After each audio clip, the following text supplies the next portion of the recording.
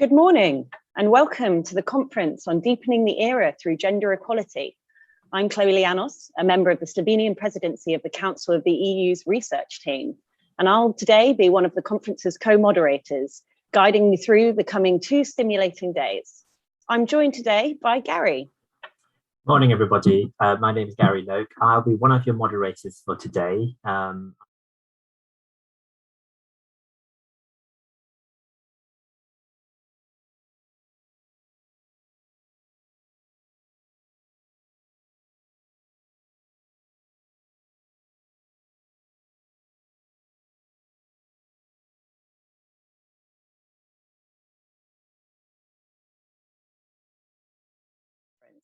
I'm Chloe Lianos, a member of the Slovenian presidency of the Council of the EU's research team.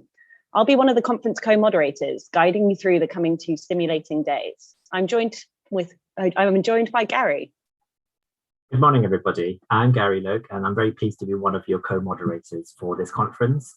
I've worked on gender equality for a very long time, including projects like Athena Swan and a number of European projects. So really pleased to be joining you here today and being one of your co-moderators today. It's a real pleasure to be moderating this joint conference between the Slovenian presidency of the Council of the EU and the Horizon 2020 Gender Action Project. As you may know, Gender Action is a Horizon 2020 funded project, and it's brought together representatives of national authorities from member states and associated countries to map the progress in implementing gender equality policy in research and innovation through national European research area action plans and strategies.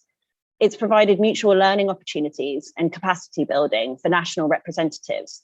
And this conference is a culmination of the project. This conference is actually quite a good demonstration of the impact of gender action as it's brought the different member states together, and showcased by the fact that the Slovenian presidency of the Council of the EU is co-hosting this event. It's really heartening to see gender equality at the heart of the Europe agenda, and that the Slovenian presidency has chosen gender equality, as one of its priority topics, especially as they continue laying the foundations for the implementation of the new era. Now for a bit of housekeeping. Gary? Great. So before we have our first speaker, the Minister Simona Kuštek from the Slovenian government, who will be opening the conference, just a reminder about some housekeeping for today. All the speaker biographies and a detailed program and policy documents relevant to the conference are available on the Gender Action website, as well as the main conference website through which you'll be watching this conference. If you do use Twitter and you wish to tweet about the conference, then the hashtag for today is #DeepeningEra. During the sessions today, you will have an opportunity to interact with our panelists by asking questions. In the live discussion box, which should appear on the bottom right hand of your screen, there is a questions section. Please pose your questions in that function so that we can then look at them and pose them to the panelists throughout the day and tomorrow as well. This morning, we will hear about what has been achieved through the project and through the various member states, and set the scene for future action in terms of what the speakers need to think about in terms of gender equality in the new era. We will have 2 speakers this morning. We will have our first speaker, the Minister Simona Kuštek, the Minister for Education, Science and Sport from the government of the Republic of Slovenia, as well as Commissioner Marielle Gabriel, European Commissioner for Innovation, Research, Culture, Education, Youth and Youth from the European Commission. We are just waiting the entry of our first speaker, the Minister, who I think may be joining us shortly. Yes, and we really do want to bring these couple of days as dynamic as possible. So please do send in all those questions through that live discussion functionality. I think there's also the ability for you to be able to chat to each other as well. So do take this opportunity to be able to have a conversation between yourselves. It's unfortunate we can't be together in person, but at least we have the virtual tools in front of us at our fingertips to be able to have as stimulating a conversation in a couple of days as possible. Yes, and exactly as Chloe said, we have over 200 participants at the conference today and tomorrow. So please do use the chat function to interact with each other. It's a shame, like Chloe says, if this was a real life conference, you'd be chatting over coffees, meeting people in little breakout discussions. But perhaps if you would like to use the chat, introduce yourself and say who's in the conference platform, where you're from, why you're interested in this area of work, what you think needs to happen in terms of gender equality in the new era. That will get some of this discussion going, and it's almost like an interaction between different sessions at a real conference.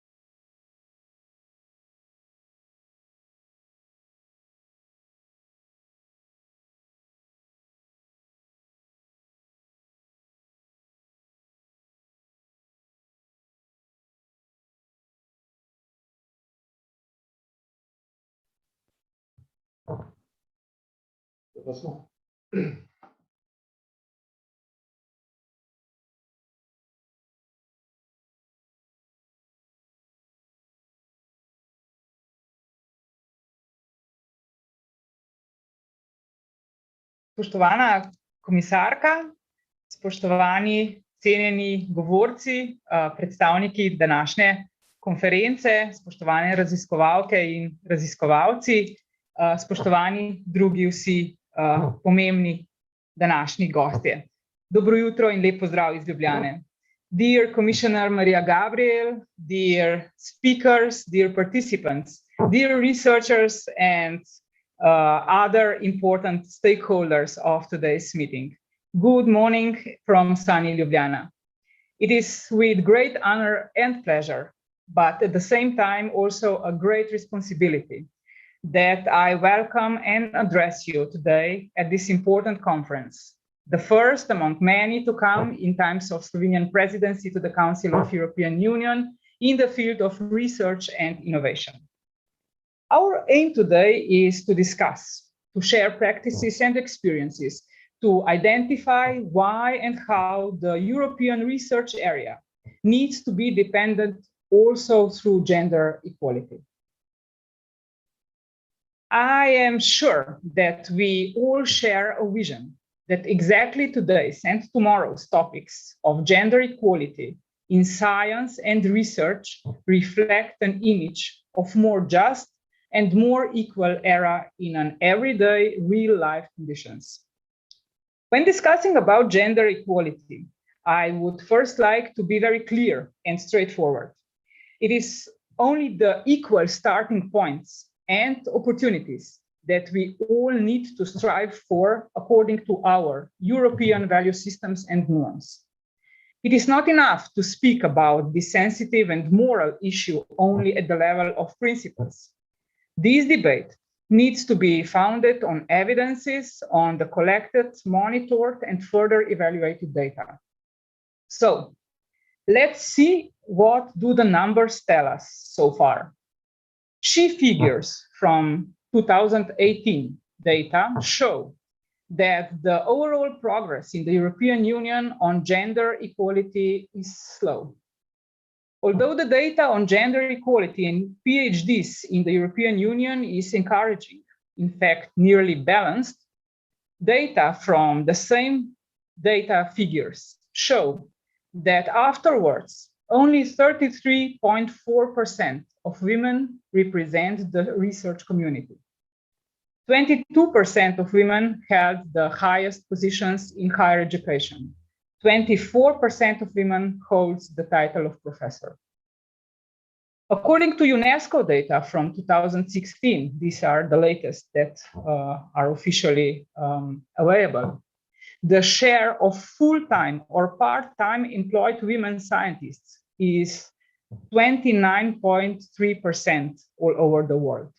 The highest, 48% in Central Asia, 45% in Latin America and the Caribbean, the similar number in the Arab countries, then followed by Central and Eastern Europe with 39.3%, Slightly over 30% of women researchers in science are, according by scientifically defined criteria of democracy, in the most democratically developed countries of Northern and Western Europe, practically identical to those in sub-Saharan Africa, but still noticeably higher than in South and West Asia, one of the toppest world research communities, which ranks lowest on the global scale with a share of 18.5% employed women scientists.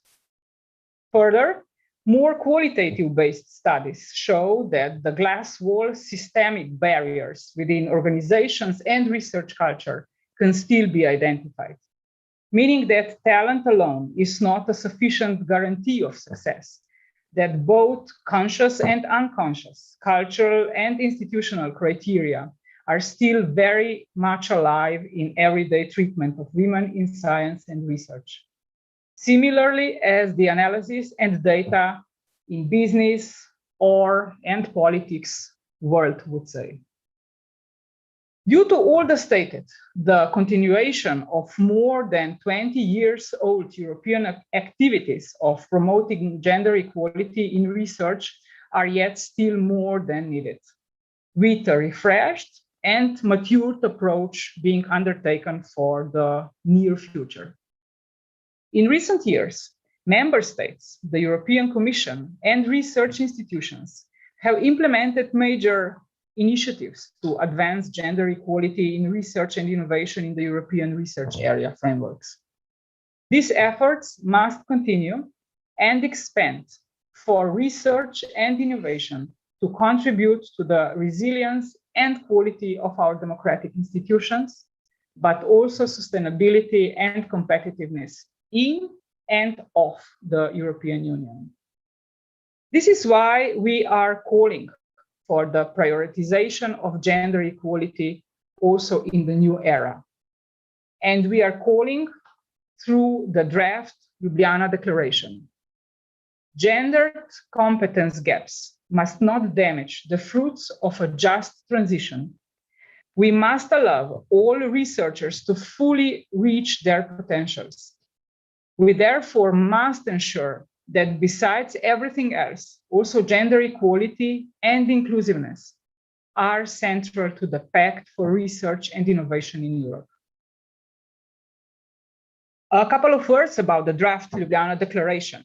This is a joint proposal across our trio and the next, building on the Gender Equality Strategy 2025. It has been developed through a bottom-up process. That means that we were listening to the voice of the scientists and researchers, their everyday working perceptions and experiences. And it is for this very reason why we would also like to invite all the European Union member states and other countries to join us in being proactive with mainstreaming gender across research to ensure a just green transition, triggering new inclusive ways of life for all and new opportunities for jobs and research. And we need to do this together, not only the member states, but together with the whole research community that lives these topics, these problems and issues in their everyday working conditions. But in the framework, the position of the member states, one of the member states that is right now being on the lead to the Council of the European Union, our task now is to sincerely invite, especially all EU member states and other countries that would like to express their support for the draft Ljubljana Declaration, to give their voice and to do so. The text right now is still in a working version type of a document, and you are all very much welcome to contribute to its final wording. Tomorrow, the process of its preparation and your collaboration in this regard will be also presented in detail through the conference schedule, together with the draft version of the declaration. And my aim is to present the final version of the Ljubljana Declaration to the EU Ministers of Research on 29th of September in Brussels, asking them to express their final full support to it.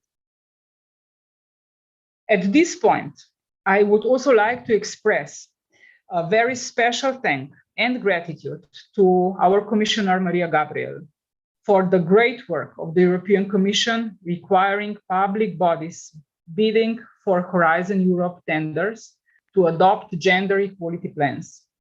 This initiative, this measure, strongly supported by the draft Ljubljana Declaration, will help address gender equality in employment and career advancement, gender balance in leadership and decision-making, working life balance, and measures to prevent gender-based violence.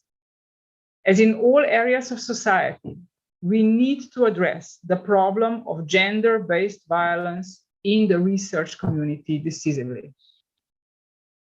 Dear respectful participants, professors, researchers, experts, colleagues, let me conclude with a short but very deep and wise thought of Professor Christiane Niselin-Vollhardt, a German molecular biologist and academic, one of the few Nobel laureates.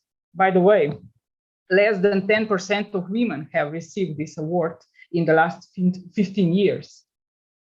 She said that in mathematics and science, there is no difference in the intelligence of men and women. The difference in genes between men and women is simply in the Y chromosome, which has nothing to do with intelligence. I wish you all the best, many fruitful discussions and creative ideas during both conference days and far afterwards during your brave and breathtaking work and findings. And don't forget to reserve your calendar also for Maria Skłodowska-Curie Actions Conference, which will be held by our presidency in November, with the main aim to stay in shape, to continue our work and debate on gender equality in research, science, and innovation. My tribute and respect to all of you. Stay healthy.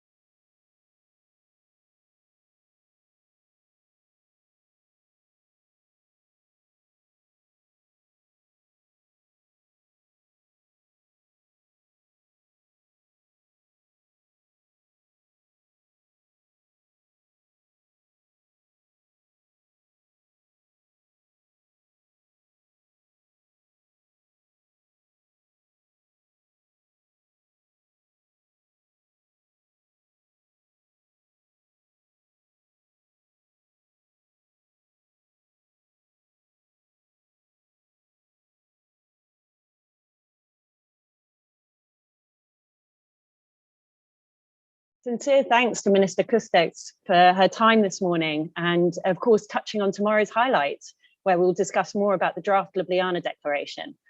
But without taking up any more time on that note, it's with great pleasure that I introduce Commissioner Maria Gabriel, the European Commissioner for Innovation, Research, Culture, Education and Youth. Commissioner Gabriel has been central to the great work embedding gender equality plans, putting gender at the heart of the new era. And Commissioner, without further ado, I'll welcome you to take the floor. Thank you. Thank you. Good morning, dear Minister Kustec, dear Simona, dear researchers, ladies and gentlemen.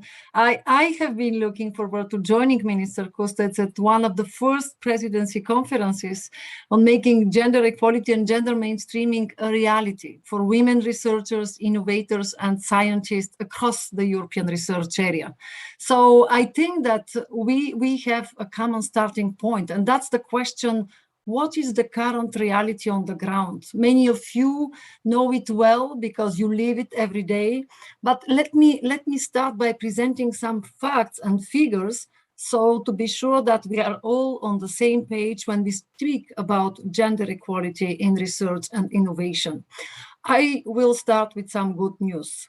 We have almost reached gender parity at PhD level in all fields considered. Our own Marie Skłodowska-Curie women researchers make up more than 41% of the program's fellows, far above the average of the European research population. And this percentage is even higher among doctoral candidates, 45%, and postdoctoral fellows, 42%, funded by the program. But all disciplines considered, only a third of researchers in the European Union are women. And women occupy just 26% of top academic positions and in only 18% of engineering and technology. Among heads of higher education institutions, the gap is still huge, with women holding less than 24% of these positions. Even more striking, women represent less than 11% of patent holders, while all women teams found only 8% of European startups, and only 25% are founded by a team with at least one woman. At the same time, women's research and innovation careers have been disproportionately affected by the COVID-19 pandemic. And women and girls have been at the front lines of the response by researching vaccines and pioneering treatments and taking care of patients and our children and youth. And as innovators, researchers, and educators, they will also lead us towards a safer and more inclusive recovery. We must continue to support them, to inspire the next generation of girls to be forces of good in science and tech. Allow me to give you one example in order to explain why institutional support is so important. Many discoveries made the COVID-19 vaccine possible, and one of those was the Hungarian-born Katalin Karikó, whose idea that mRNA could be used to fight disease was deemed too radical, too financially risky to fund at the time. She applied for grant after grant, but kept getting resource rejections. Nevertheless, she persisted, and eventually she and her former colleagues developed a method of utilizing synthetic mRNA to fight disease. And that discovery is now the basis of the COVID-19 vaccines. So what does this tell us? Institutional support is vital, and so is our belief in ourselves. And I would like to briefly share with you the institutional change we are aiming in the renewed European research area and how we are supporting it. First, we work together with the member states, universities, research organizations, and funders to develop and implement inclusive gender equality plans. They are proven to be one of the most transformative tools to achieve long-term sustainable advancement towards gender equality in research and innovation and this institutional change approach. In practice, we ask that public bodies, research and higher education institutions have to have in place a gender equality plan to apply for funding from Horizon Europe. To avoid a tick-of-the-box exercise, these plans must fulfill 4 mandatory requirements. The plan has to be public, and the top management has to have a clear role in implementing it, and dedicated resources and expertise. Data collection and monitoring are key, as well as training and awareness raising on unconscious gender biases for staff and management. Needless to say that such a plan should be tailored to each organization's mission, history, and content. Still, we think that there are some minimum areas to address. Areas such as work-life balance and organizational culture, leadership and decision-making, recruitment and career progression, integrating the gender dimension into research and teaching content, and measures against sexual harassment and other sort of violence. So we do not start from scratch. As highlighted recently by the member states and reported upon by the Horizon 2020 funded project Gender Action, there are already some excellent examples of national level policies supporting the uptake of gender equality plans. There are great examples already of research and academic institutions across the EU that effectively implement gender equality plans, and some of which are among the more than 200 organizations that we have been funding since Framework Program 7 to design and implement such plans. Another strand that we are focusing on is to help researchers have the natural reflex to integrate the gender dimension and inclusiveness from the onset in their research. Integrating sex and gender balance analysis into research and innovation, and adopting an inclusive approach that also considers intersecting social categories such as ethnicity, age, or disability is a matter of producing excellent research to the benefit of all European citizens. And this is why in Horizon Europe, the integration of the gender dimension into research and innovation content is a requirement by default. It is part of the evaluation of proposals under the excellence criterion. We also want to increase the gender balance throughout the program with a target of 50% women in Horizon Europe related boards, expert groups, and evaluations committee. And I must say that here, for me, it's really important to listen to you today, because as you can see, we have objectives, we have now novelties, but it will be up to us to join forces and to succeed to achieve better results. I stayed focused here on the European research area and what is new in Horizon Europe program. But of course, we always have to take into consideration the link with women innovators and women in education. That's why very briefly, I would like to bring to your attention how important is the European Innovation Council in order to increase the participation of women in disruptive technologies. We believe in them. How important is to have more girls in STEM education. So I think that what we need here is always to say that analyses are showing that there is no difference in the competencies of boys and girls in science. Gender differences become more pronounced when young people go to university and opt for scientific subjects and careers. Therefore, promoting female participation in STEM fields and research in higher education is very, very important. So I think that in conclusion, what I would like to say is that not a single member state, yet alone country, can boast on being gender equal in research and innovation. This is a fact that is widening social economic gaps and stalling European prosperity. This is why, as European Commission, that's our wish to work closely with our member states, with our stakeholders, and that's why we would like to have this Council recommendation to reaffirm gender equality as a core European research value. It is crucial to turn this guiding principle into joint action, and I commend Slovenia and Minister Kustec for, on one side, following up on Germany and Portugal, and now leading the way to the next presidency trio.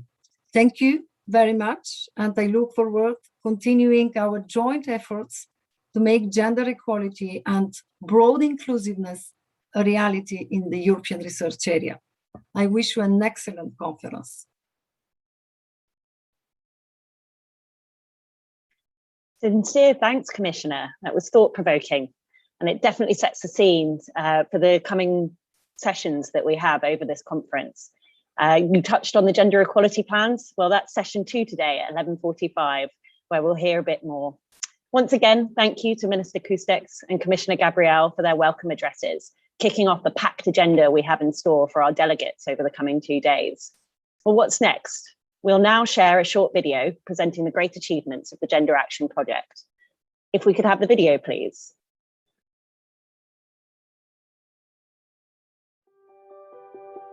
Over the last 4 years, Gender Action has vigorously worked to mainstream gender in research and innovation policies in the European Union, coordinate advice on gender equality policy in the EU, build capacity to foster gender equality in research and innovation, and network across the EU and beyond. We have succeeded in becoming one of the main advocates for gender equality in European research and innovation policy. We have delivered more than 50 specific recommendations aimed at mainstreaming gender. As part of our mission, we have engaged in fruitful discussions with the European Commission, the European Parliament, and Council presidencies, as well as other stakeholders and institutions. Our messages have reached policymakers, research organisations, research funding agencies, and the research community, both in Europe and in different parts of the globe. In the area of policymaking, we have identified the core elements that go into ensuring a robust process of policymaking on gender equality in the European research area. We have shown how important it is to rigorously monitor and evaluate policy implementation. We have also delivered evidence showing that careful attention must be paid to defining indicators in order to assess progress. In connection with this effort, we have contributed to a better understanding of the differences between the 27 EU member states, both newer and older, and small and large. Our mutual learning activities have proved to be an excellent tool for sharing knowledge, increasing the professionalisation of our work, and learning from each other in a collegial and supportive spirit. In short, we have succeeded in building a lively policy community of practice. Through our workshops, we have raised awareness of gender equality issues in research and innovation among more than 500 people working in various fields of research and innovation.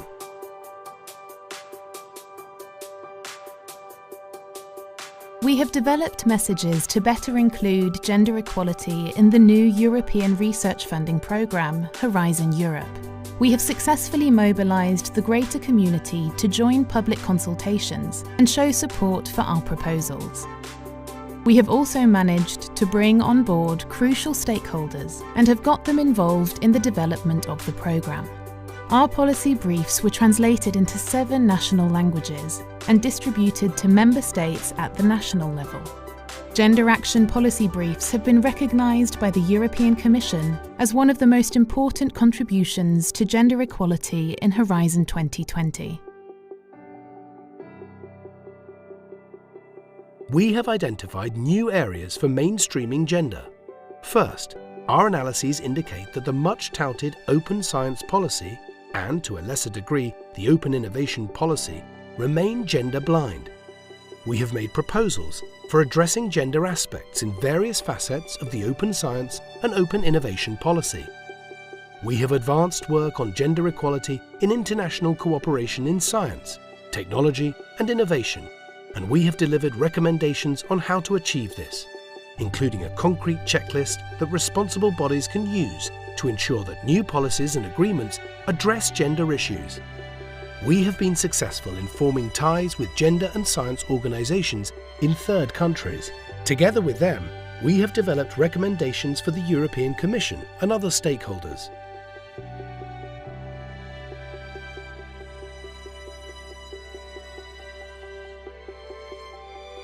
The pandemic has exposed vulnerabilities in our economy and society, and the need to build resilience, especially societal resilience, with gender equality at its core. Despite the grave impacts of the COVID-19 pandemic, 2020 and 2021 have brought a new impetus for gender equality in research and innovation, with renewed commitment to gender equality in the European research area. Together, we have learned that providing R&I policy advice from a gender perspective is not only our duty as gender equality policymakers and advocates, it is also a pressing need across Europe. We at Gender Action are pleased that we have successfully managed to partner with stakeholders, decision makers and national representatives across Europe and beyond to discuss our findings and recommendations. Through our sustained and active advocacy, many of our recommendations have been taken up and put into practice. Gender Action would like to thank everyone who has worked with us to make the project a success. We could not have done this alone, and we look forward to working together to keep the momentum going.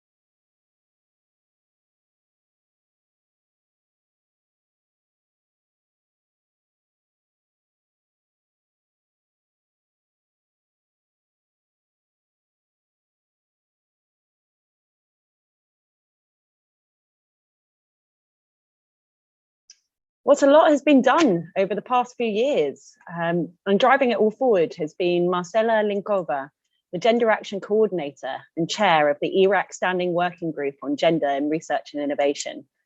As the head of the Center for Gender and Science at the Institute of Sociology at the Czech Academy of Sciences, Marcela Linkova has brought her expertise to this impactful Horizon 2020 project. It's with great pleasure that I invite Marcela to say a few words about gender action and the agenda for the future, as after all, this conference is a culmination of that fantastic project. Thank you. Over to Marcela. Dear Minister Kustec, dear Commissioner Gabriel, dear ladies and gentlemen, colleagues and friends, first in order, our thanks and acknowledgements. My huge thanks go to the Slovenian presidency for making gender equality one of the priority topics and joining with Gender Action to organize this conference. My hope is that member states will find a common language in the Ljubljana Declaration that will be presented tomorrow.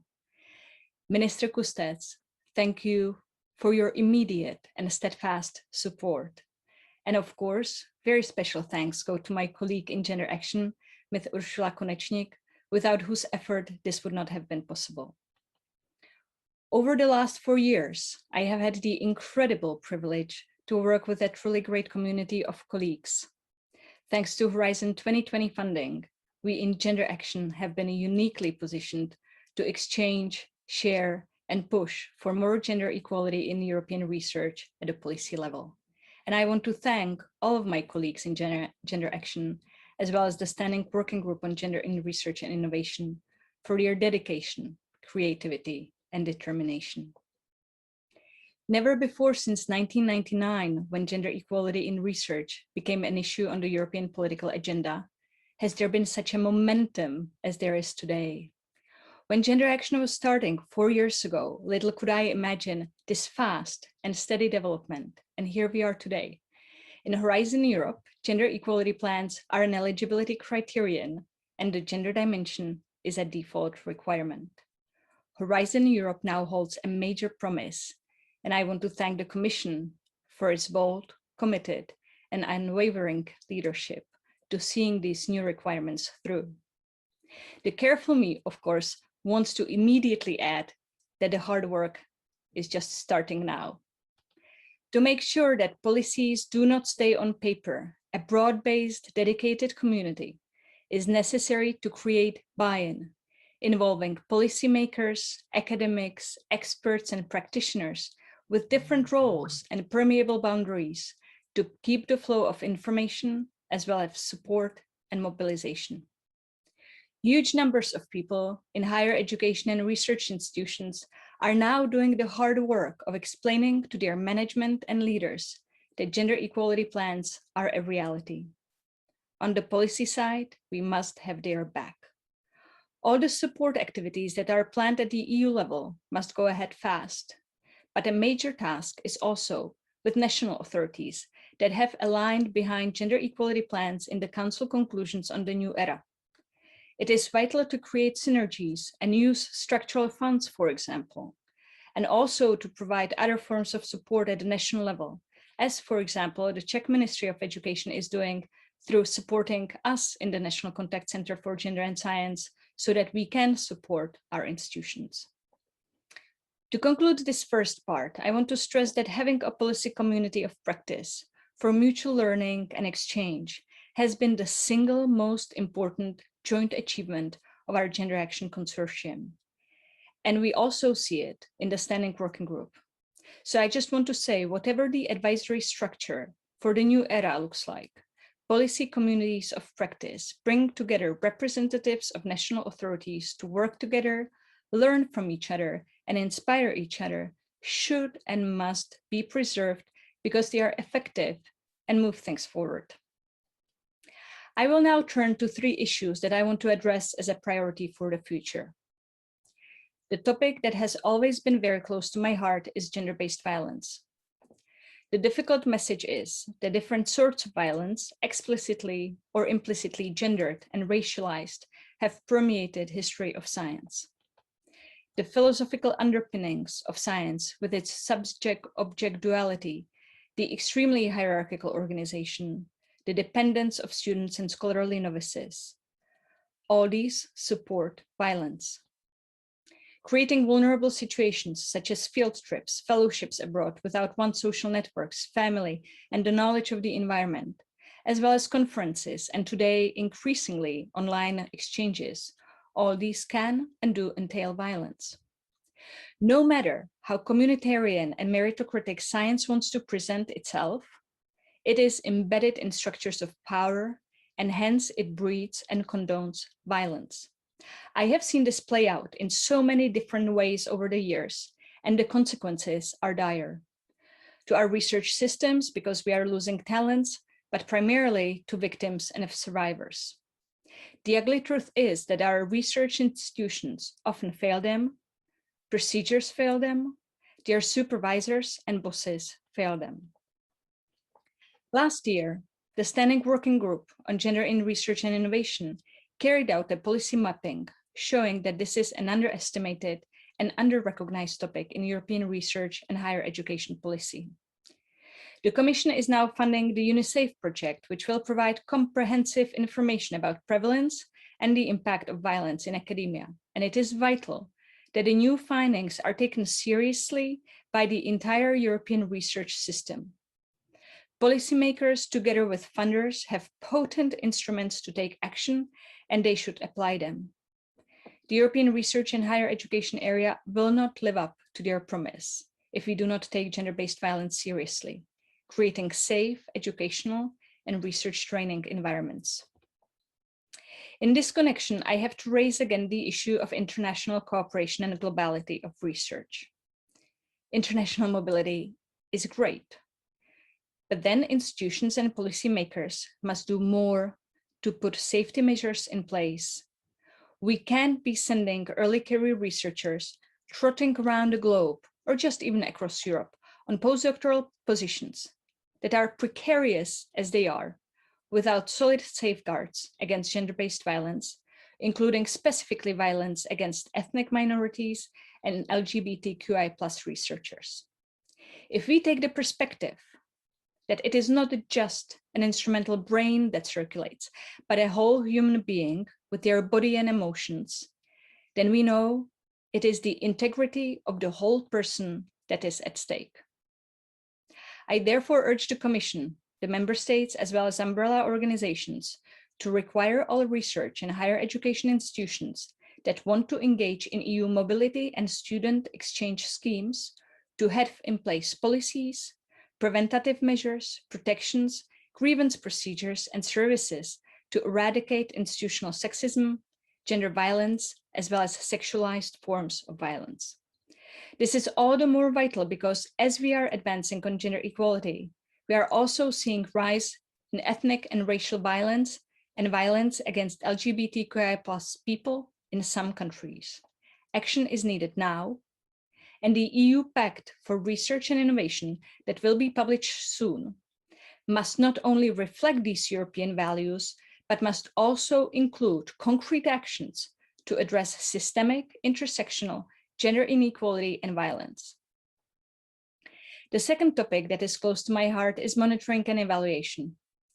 Dr. Angela Wroblewski has done a tremendous job in gender action, showing how important indicators are, how careful we have to be to make sure we measure the right things. Honestly, using the proportion of women among full professors as an indicator in the European research area, because it was the lowest common denominator that all member states had the data for, is not a proper ground to build policy to select indicators. The new ERA monitoring mechanism and the ERA scoreboard must take gender equality seriously, and this means focusing on the system, on the institutional level, and not only on the proportions of women. Because I can promise you one thing, women tend not to give up, even in the most hostile systems. So proportions of women anywhere cannot be the only measure of equality. Instead, we need to focus on the institutional system of award, recognition, and culture. This pertains to gender equality plans too. At the beginning of June, the Standing Working Group published its report on JEBs. One finding that was surprising to me is how many countries require JEBs from their higher education and research organizations. Many define the building blocks, some include sanctions, though these are quite few, and some provide incentives. Nevertheless, what the report also shows is that monitoring and evaluation can be done better. For example, some of the countries that require JEBs don't have statistics on how many of the obligated institutions have actually adopted them. And it won't surprise when I say that they know even less about the quality of actions taken at the institutional level. This is, from my perspective, the second most important thing to focus on. The Horizon Europe JEB requirement will have a huge structuring effect and will propel to action institutions in the countries where the JEB requirement does not exist. This is all the more reason to develop and put in place a coordinated system of monitoring and evaluation so that we actually know what gets implemented, where, and how. I am hearing from many European countries that there is an interest in taking this forward, and I commit here to take this up in whatever capacity we will have an opportunity to do. Gender dimension in research and innovation is the third area that I want to address. 2 years ago at the Finnish presidency conference, I argued that the gender dimension must be a default requirement, and it is great to see the Commission moving ahead in Horizon Europe. Nevertheless, we are advancing far too slowly. Just now, a new paper out in Nature Communications shows that although COVID-19 affects men and women differently, the large majority of current clinical studies makes no mention of sex and gender. Of nearly 4,500 studies, only a fraction, and I will let this sink in, 4% explicitly plan to address sex and gender in their analysis. This needs to change, and research funders need to make responsible research addressing the needs of all segments of the population a reality. The message must be clear. If you want public funding for research and innovation, it is not good enough to deliver results that work only for half of the population. The time to stop the male default is now. To close, I want to thank again my colleagues in Gender Action for their incredible work, sometimes in difficult conditions, unfavorable conditions, and yet they do not give up. I also want to thank my fantastic team at home in the Center for Gender and Science, and in particular Hanna Tenglerova, whose dedication and effort has led to incredible changes in our policy landscape over the past 2 years. And I also want to thank Martina Fucimanova, who has given her kind and steady support to our Gender Action Consortium and kept us all on track. Right now, gender equality seems moderately easy. So let us work hard so that we can all benefit from the inventions, findings, flights of thought, and imagination that diverse groups of women, men, and non-binary people bring to research and that are vital to us transitioning to gender-sensitive, medically, environmentally, and digitally just future. Thank you.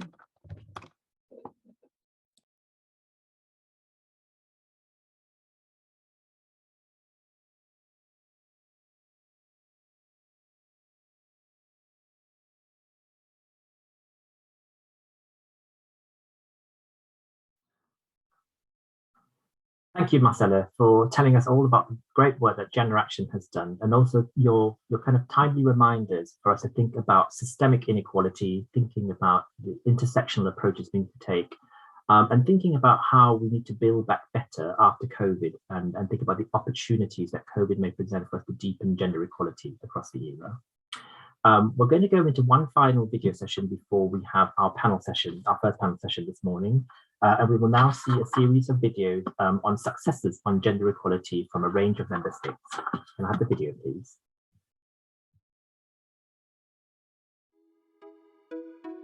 Thanks to Gender Action, we have succeeded in advancing gender equality on the National Research and Innovation Agenda in the EU member states and associated countries.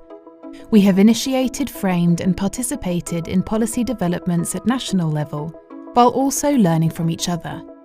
Let's take a closer look at how Gender Action has helped to advance gender equality goals in each country. Gender Action has developed convincing arguments for gender equality. In the Czech Republic, we have been effective and successful in negotiations with national authorities by presenting convincing arguments and analysis for gender equality.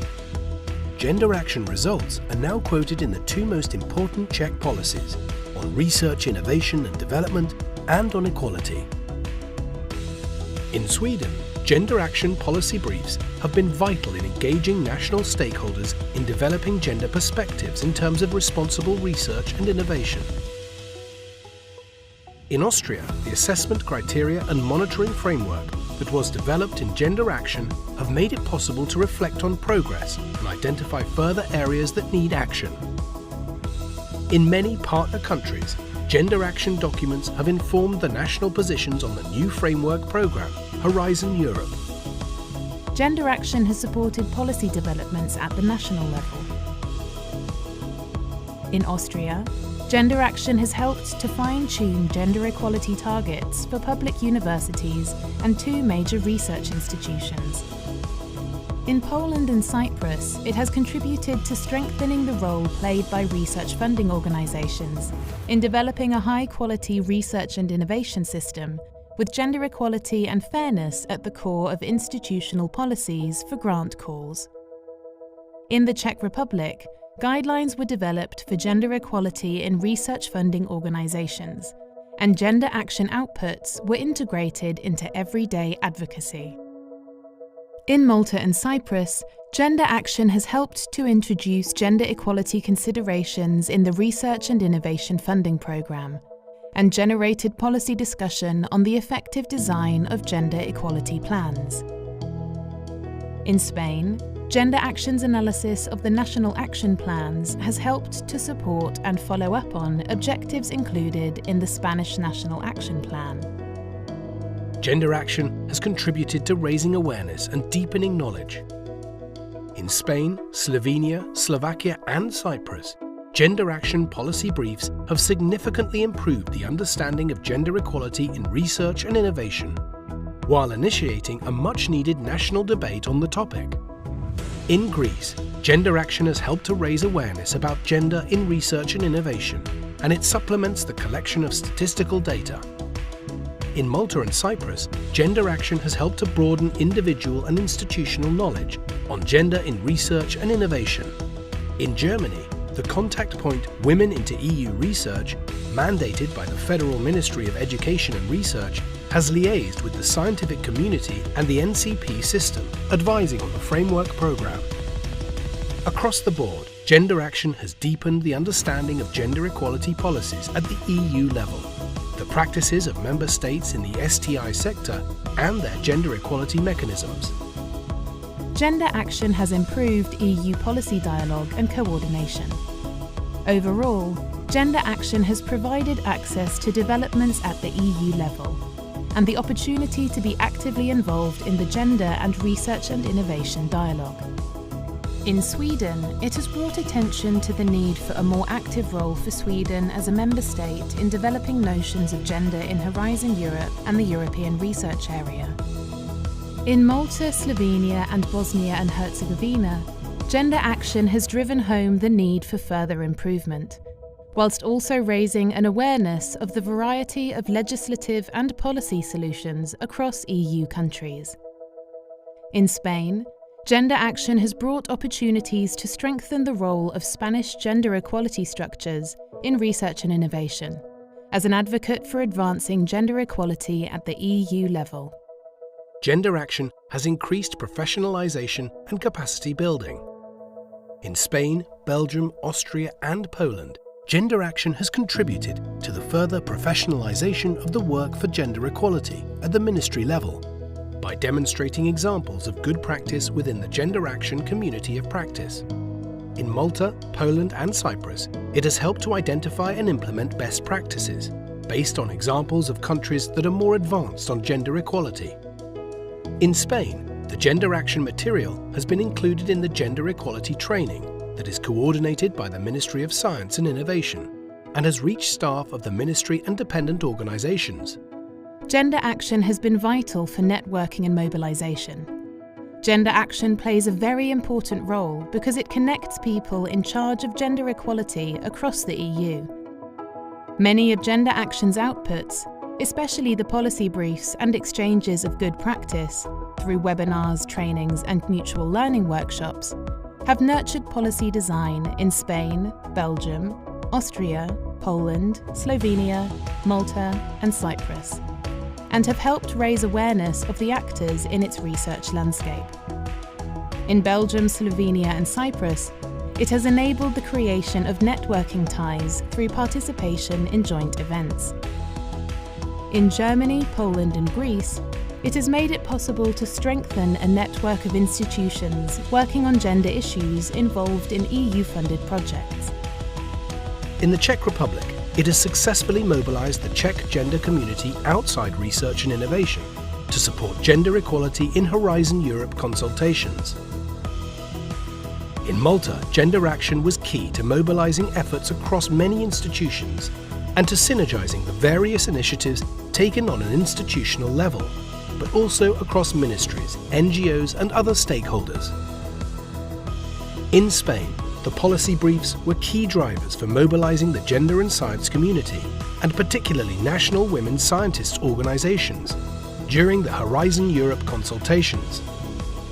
As policymakers, we have the responsibility to develop framework conditions that allow all researchers to prosper and thrive.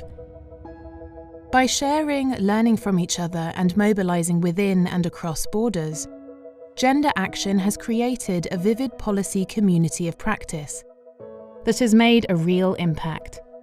We look forward to working together in the new European Research Area.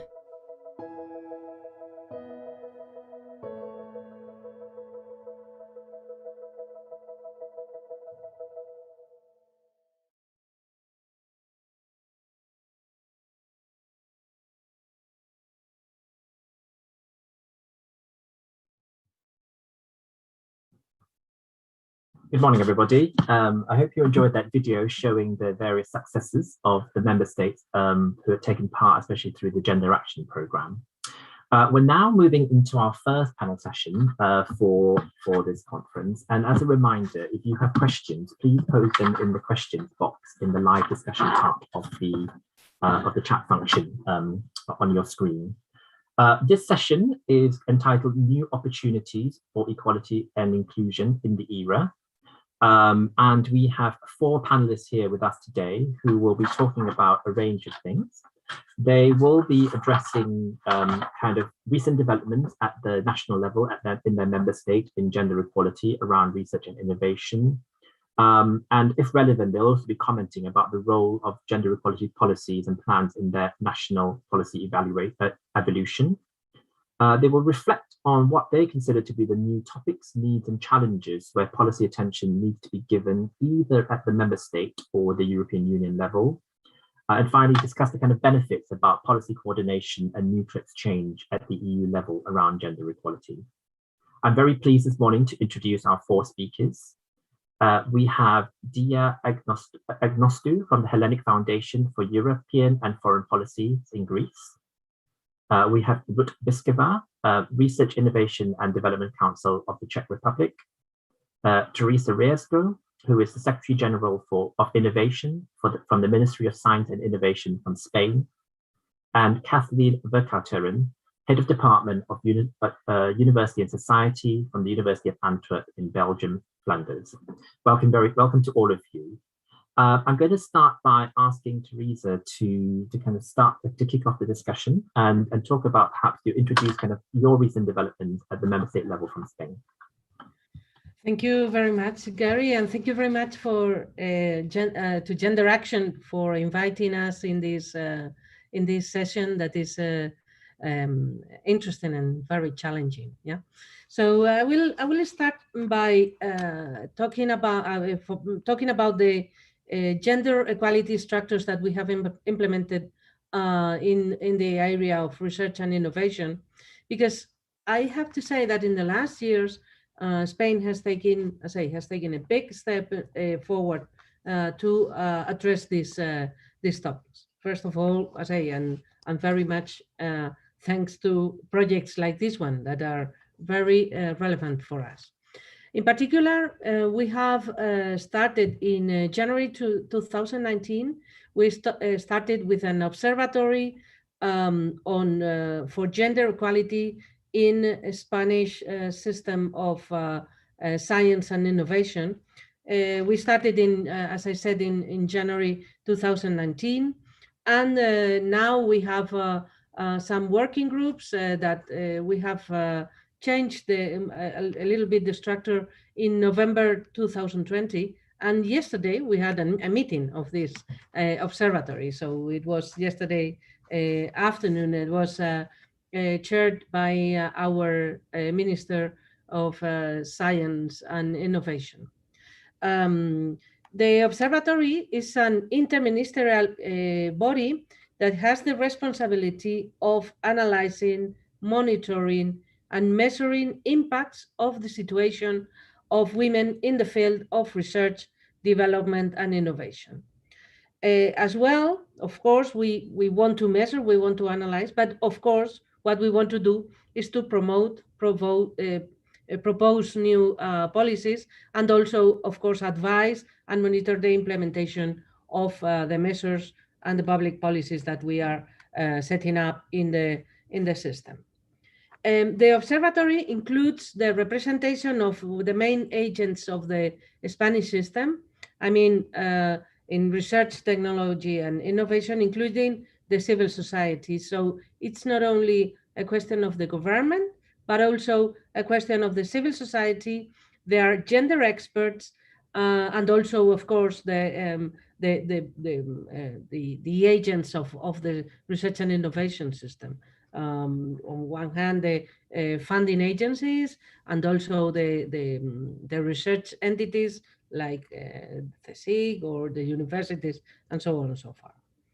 The program that we have is very ambitious in this observatory, and we want to have an impact on the different objectives of the European Commission regarding gender equality in research and innovation, including different groups that deal with things like gender equality in the research career, gender balance in decision-making, the gender dimension in research and innovation, and some other things related with other things. Oh, and the ministry also, with using this observatory and also using our women and science unit that we have in the ministry since many years, we have this second objective of producing documents that can be referenced for the research and innovation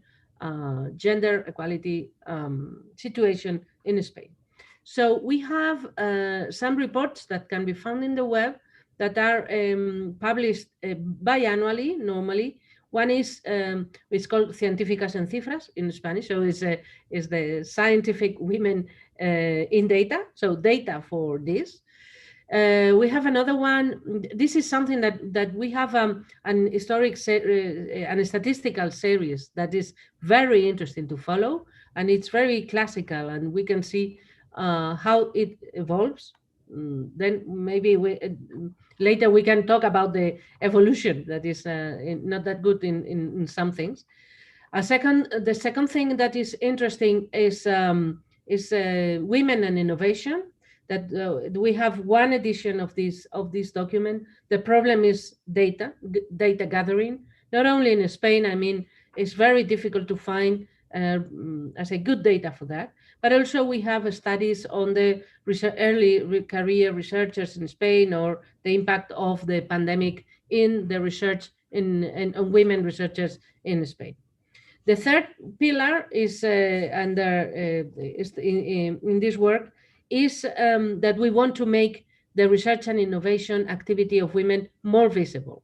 So we have also the cooperation with our Foundation for Science and Innovation, which is very related to scientific culture, and we have started a new web where we can publish and make visible the work made by women scientists and innovators in Spain, for both for children but also for the society at large. So these are the three pillars that we are talking about, and this is my starting talk. So thank you very much, Gary.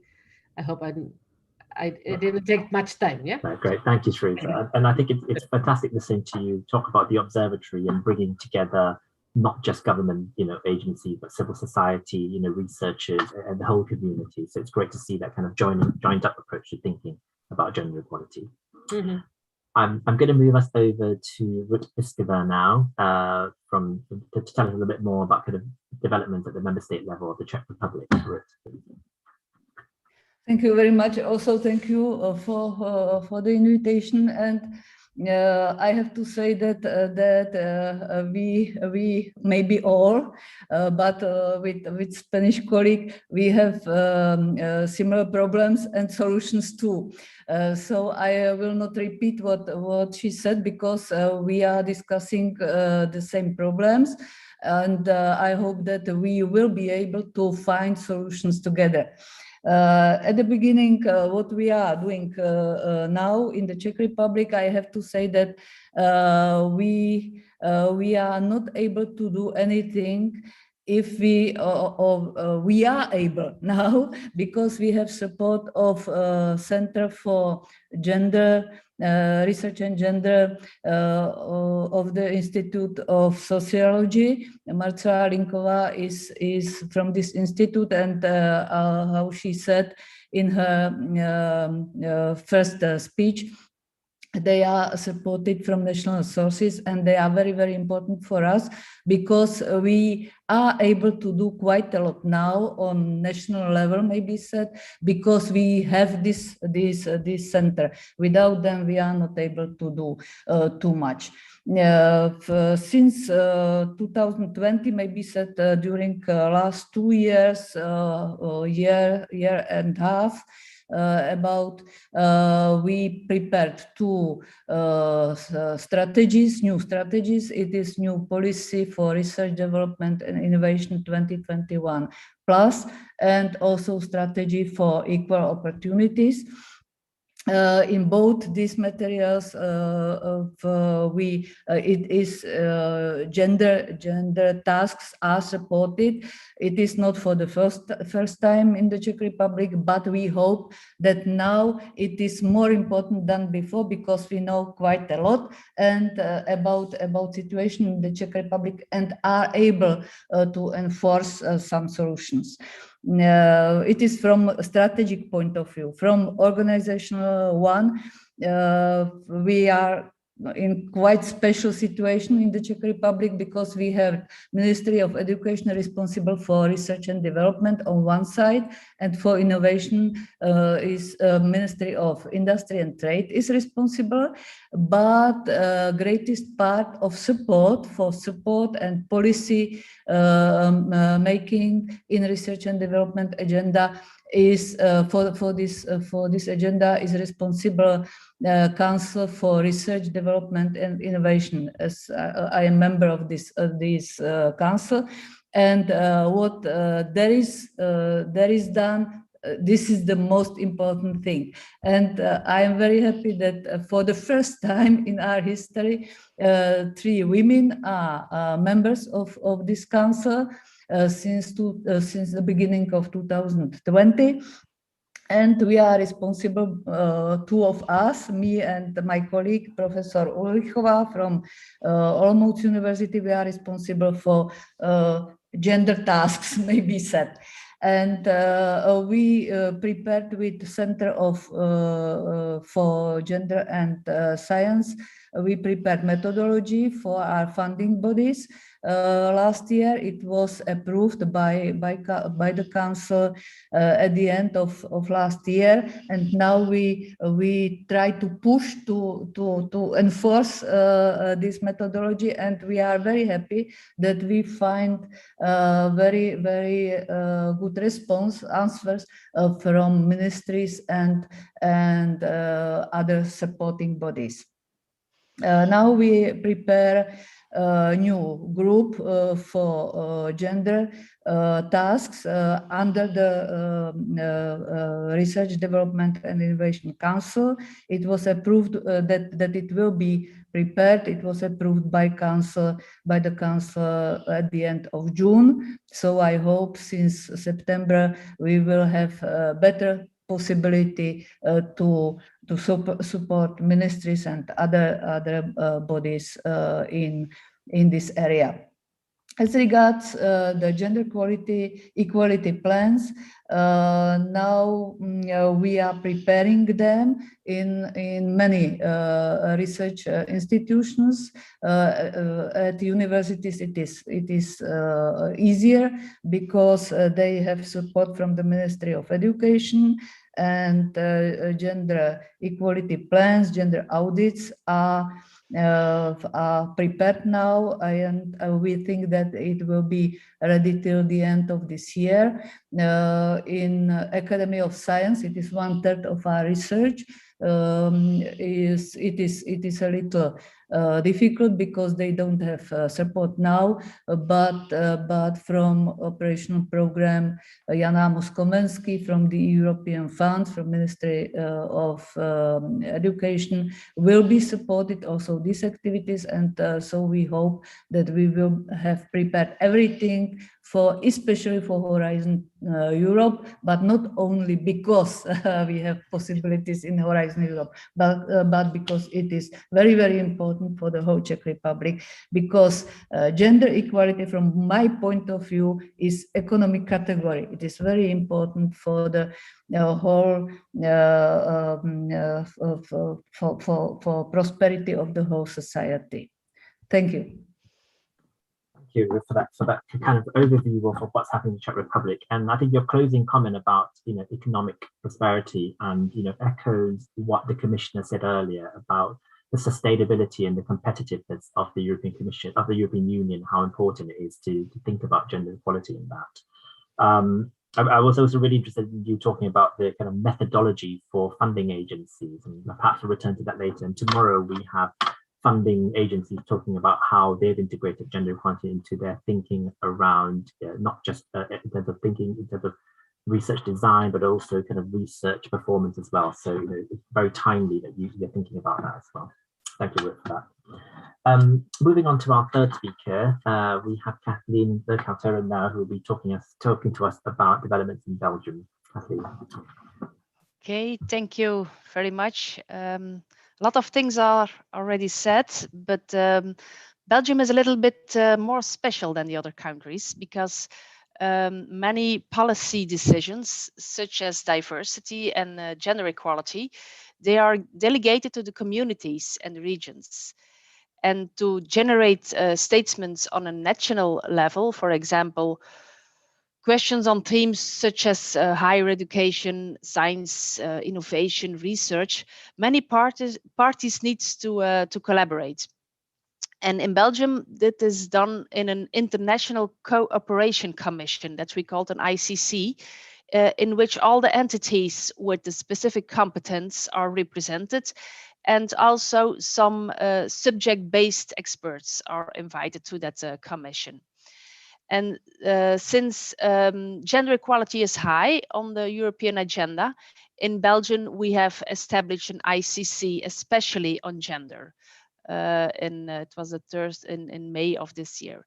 And the ICC Gender Forum, they will generate more smoothly answers from Belgium for inquiries of standing working groups on gender in research and innovation, as well as questions of the Gender Action Project groups if they have some questions about some gender issues. Another focus is to exchange good practices between all the stakeholders within Belgium and improve the policies at all levels. Especially for Flanders, a lot of measures started from bottom up, especially since we noticed that the gender inequality in academic staff was not very clear, and therefore we worked on a strategic action plan which was named Sustainable Gender Policy for Academic Personnel, to create equal opportunities for everyone to work in the best circumstances. And I will explain it in some other things. So that's the situation in Belgium from now on.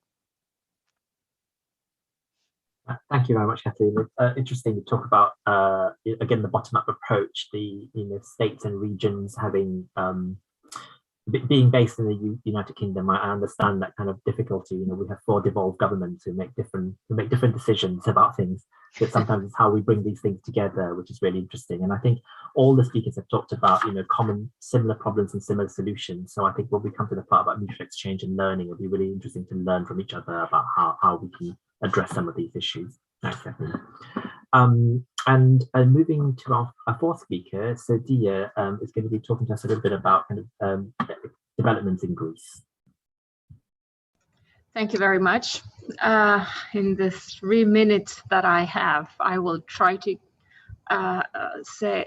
give you a few an idea of what are the most important points in Greece's policy on gender equality in research and innovation. Unlike the other cases that I heard in the Czech Republic or in Spain or in Belgium, in Greece, we don't have any specific structures. We haven't set up any structures. And in fact, until about 2015-16, there was very little in terms of policy on gender equality in research and innovation.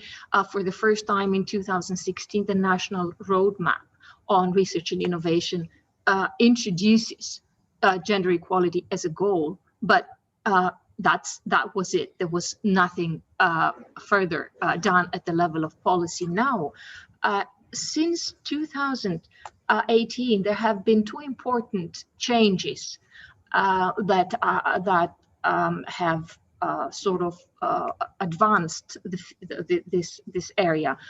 First of all, in 2018, we introduced it in Greece a law on substantive equality, which is not about higher education or research and innovation specifically, but it's sort of cross-cutting, and it defines substantive equality as a key goal to be mainstreamed across all policies. I think this was very important because the whole notion of substantive equality underpins the entire logic also of gender equality policy in the European research area, including the gender equality plans as well. So this was very important in 2018, and in 2019, we established in Greece gender equality committees in all Greek universities, whose main responsibility is to develop gender equality plans. This was sort of as a side initiative. It wasn't central to the policy on education, higher education, or research and innovation, but just as a side initiative. So since last year, these gender equality committees have started to work to develop gender equality plans. I have the honor to sit in one of these committees through my other position as professor at Pantheon University of Social Sciences in Athens. So their work has started to acquire momentum over the past year in networking and trying to work on developing gender equality plans. At Eliamep, we do have a gender equality plan. It's the only research institute in Greece that has such a plan, and this is thanks to an EU-funded project, the Target project, which is funded, I think, around the same time as the Gender Action project. So, but we're still in the early phases of developing gender equality plans, and I see this is really the road, the path for any kind of change to advance gender equality in research, academia, and innovation. We're still in the early phases. The ground has been set, and the requirement in the new Horizon 2020 for applicant institutions to have gender equality plans in order to qualify for funding works as a powerful catalyst and accelerator.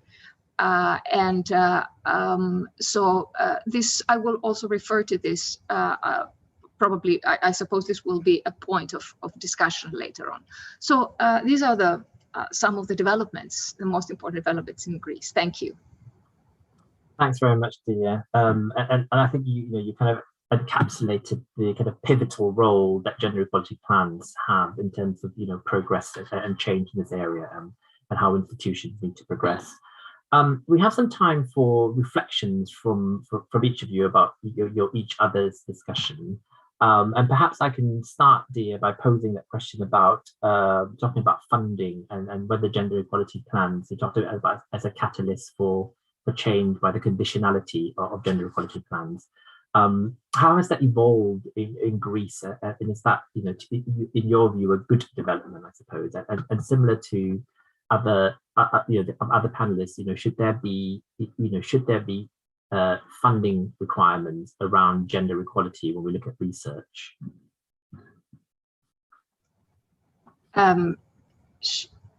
Do you mean if gender equality should be a criterion? A criteria, yeah. From what I understood about what you said about the last bit in terms of funding, is that what you meant by as a criteria?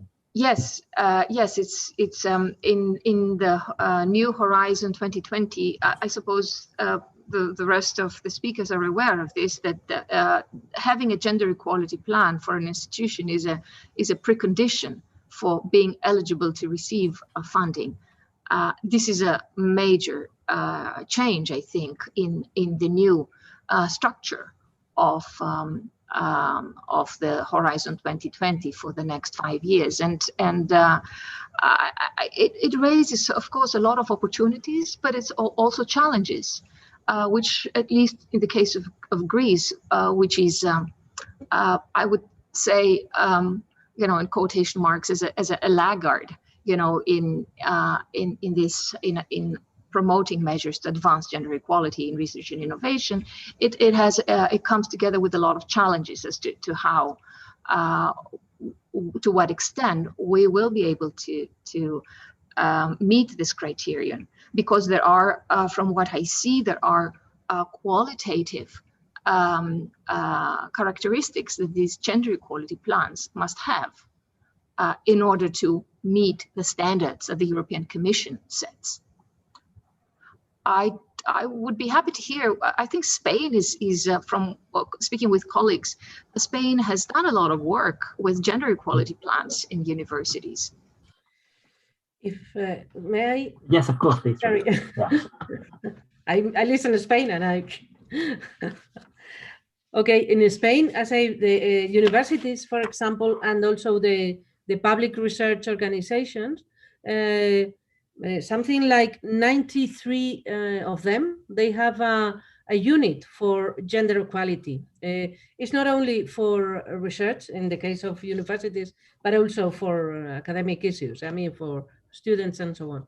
But this is very, very important, and some of them are they are, I say, they were funded years ago. Yeah, Spain also has another has a lot of basic laws that are not only for research and innovation, but are applied to research and innovation. Things, for example, related with the parity. May I say parity? Yeah, in the research panel for selection of professors.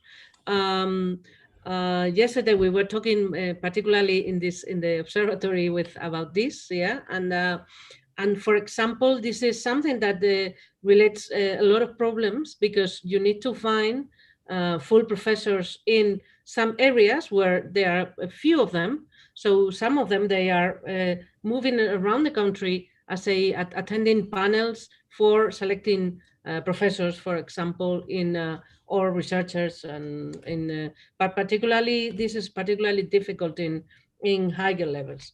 In the research funding offices, I mean, in particularly the agency for research is the state agency for research. Is called this number. They are putting in place a system for defining this. And I think tomorrow they will talk about this in more detail when they go to in the conference tomorrow. But we have things that are common to all the policies in the country that are also applied very much in research and innovation. Brooke, did you have your hand up there? Thank you. We are not so far as in colleagues in Spain, but I hope that we will be. It is very, very interesting for us. What you said. I think that especially for Horizon Europe is necessary to have this gender equality plans, and in the Czech Republic it was the main impulse to start with this. I don't think that it is good to have it as an obligation. It's better to have something like advantage, that if you have this policy, if you have action plan, then it is better for you. And but it depends. But that's true that under this influence that for Horizon Europe, it will be necessary to have it for all these gender audits and preparation of plans started, and it is very, very useful. We will continue, yes, I hope later with this. What is the situation in different countries, and we are at the end in ranking in several areas of gender equalities, especially management, women in management of science. and so it is very helpful. Yes, we will support them very all these plans very strongly, and I hope that it will be very helpful for that we will be very that situation will be changing very quickly with this plan. So very good step. Thank you. Thanks, Ruth. I think, yes, I will just add something, because in Belgium, in Flanders especially, it's comparable to Spain. Every university has already a gender action plan. And that was initiated in 2030 by the Ministry of Education and also by the Minister of Social Affairs. So there are a lot of steps already made about gender equality in Belgium. So for us, it's a good thing that it's now also from the European Commission. It's a good thing for the implementation, and also the members of our policymakers boards.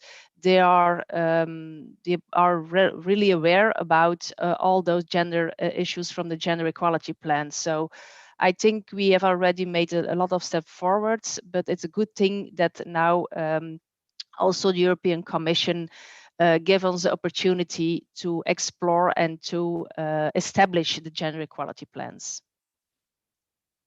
Thank you for that. And thank you for all your contributions about that. I have further questions about gender equality plans, but I'm conscious of time. So I'm going to move us on to the kind of second part of the discussion, which is about kind of new topics and challenges that you think need to be addressed at a national policy level. And again, I'm inviting speakers to kind of briefly reflect on, emerging policy areas that you think require policy attention. We've talked, Marcela talked about in her opening speech earlier, gender-based violence, intersectionality, kind of structural issues, thinking about the kind of post-COVID world as well. So can I invite Teresa, first of all, to give us your reflections on the kind of new topics and challenges? Yes, thank you, Gary. I can say that, I have stated some of the challenges that we have before, but what I think one of the main things that we have to do, and this is applicable to many other policies, but particularly to this one, is to show and to measure the impact of our policies. I mean, if we consider that this is a real policy that we want to do, years after, we have to measure and check, because this way we have to correct. Yeah, you know that I come also from the scientific world, so I try to say we measure, we act, and then we measure again to check if we have to close the loop and change. That for sure we will have to change, and the impact is very, very important to be measured. Yeah. And there are some things that are things that we want to do in these years.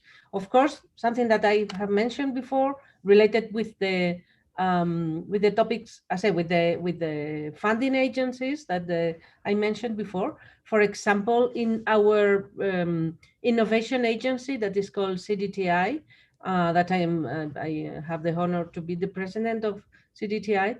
We have a council every month where we approve the projects for the companies and innovation and things like that, and also for industrial R&D. And we measure every, we have a follow-up of the number of women, the type of degree they have, and that are participating in the projects that we are approving in every month. Yeah, so we have a follow-up of that. And in case we see that there's a lowering or something, we have to act, yeah, and ask for the to the companies that to include, as I said, to have these research policies, because we want these equality policies, because it's easier to act or to intervene in the public system, but how can we do it in the private system? This is not that easy. Yeah, so and this is the main problem, I have to say. Yeah, and so we want to have this measures in the funding agencies, but also to measure afterwards what we are doing. In the research institutions, what we are starting now is to have a kind of an award certification of equality in the research institutions. Particularly, we have a big one that is called CSIC, that is the National Scientific Council, which has, one, maybe something like 1/3 maybe of the research in Spain is done under this institution, and CSIC is putting this in place. And so we want to see if this type of things that are very normal in other areas in terms of quality, in other terms, are really effective and provoke a change also inside the organizations that are the main thing. So for us, very important, measure the impact. So thanks, Teresa. And yes, impact always very important when we think about science and research and innovation. And you talked about. I can say something. It's sure. Difficult, as I it's important, but it's difficult and it's long term, which is very difficult for the policies. Yeah. So yes, completely difficult. And I think earlier we talked about the kind of commissioner talked about it as well in terms of not just the quantitative but the qualitative impact as well. So thinking about all of that together. Rut, may I come to you and ask you your thoughts in terms of kind of challenges, new topics that you need to be addressed either at the kind of Czech Republic level or the EU level? Yes, that's true that it is very important to measure how far we are from the goal. And I have one example from the Technology Agency of the Czech Republic. It is a funding body for applied industrial research. They have quite small program, Zeta, for young researchers. And there was very small incentive if for young researchers. If the team is led by women, then they have 2-3 points higher added to the whole evaluation. And it was very interesting. It was changed from about 20% at the beginning, groups or teams, research teams led by women, to 50% during 2 years. It is very interesting. So it is seen that it works if you have instruments how to support and you want to support. It is possible and it has results. But as I said in my previous speech, we have in the Czech Republic we have big problem with part of women researchers, because we are in all categories, we are on the last places in ranking in Europe. Professor Kustec at the beginning told us what is the percent of or share of women in different parts of world and in different countries in Europe. And in the Czech Republic, we have only 26% of the whole amount of the researchers, women researchers. It is the whole number of researchers is rising during last 10 years. Also number of women, but percentage is the same or very similar, 28%. And that's why I told that it is economic category, because in universities we have more than 50% of students, about 60% of the whole amount. And then as PhD students, half and half men and women are starting. When they finish, they are about women are less than men, but it is about half and half. But in research, We have only one fourth or less than 30% of women. As it was said from Spain, it is a problem in public sector, that's true, but the biggest problem is in private sector. We are able to support people in public sector, and as I said, we are able to support them, to measure. We have good response from all bodies in our society, but problem is in private sector, and it is necessary to discuss a lot and look for instruments in this area, because it is horrible. In the Czech Republic, it is only 13% of the whole amount of the whole number of researchers in private sector are women. So yes, this is in front of us, I think. Thank you. I think, you and Teresa talked about that kind of the private sector, and I guess one of the questions we can reflect on later is, I guess, the role of national governments in, I guess, intervening or changing private sector behavior around gender equality. But before we come to a series of questions, perhaps I can turn to Kathleen now for your thoughts. Yes, okay, thank you. So as I already said, in Flanders, we have already many years of experience on the topic of gender equality. And because we want to fulfill our corporate social responsibility commitment by creating an inclusive work environment for all the staff members. And therefore, Flanders developed a diversity culture, and to create a positive organizational structures and working atmosphere where diversity contributes to quality and innovation and welcomes all the talents and offers equal opportunities to all its members. For example, I will give you some examples of that, how we did it. We introduced a communication plan in which systematic attention to gender diversity is given to all the things that we had to communicate about of the universities. We create tools for and advice on gender-related topics in education and research. And all the things they had to improve they want to improve our diversity culture at our universities. Another topic is to create an inclusive recruitment policy in which everyone's talents are appreciated.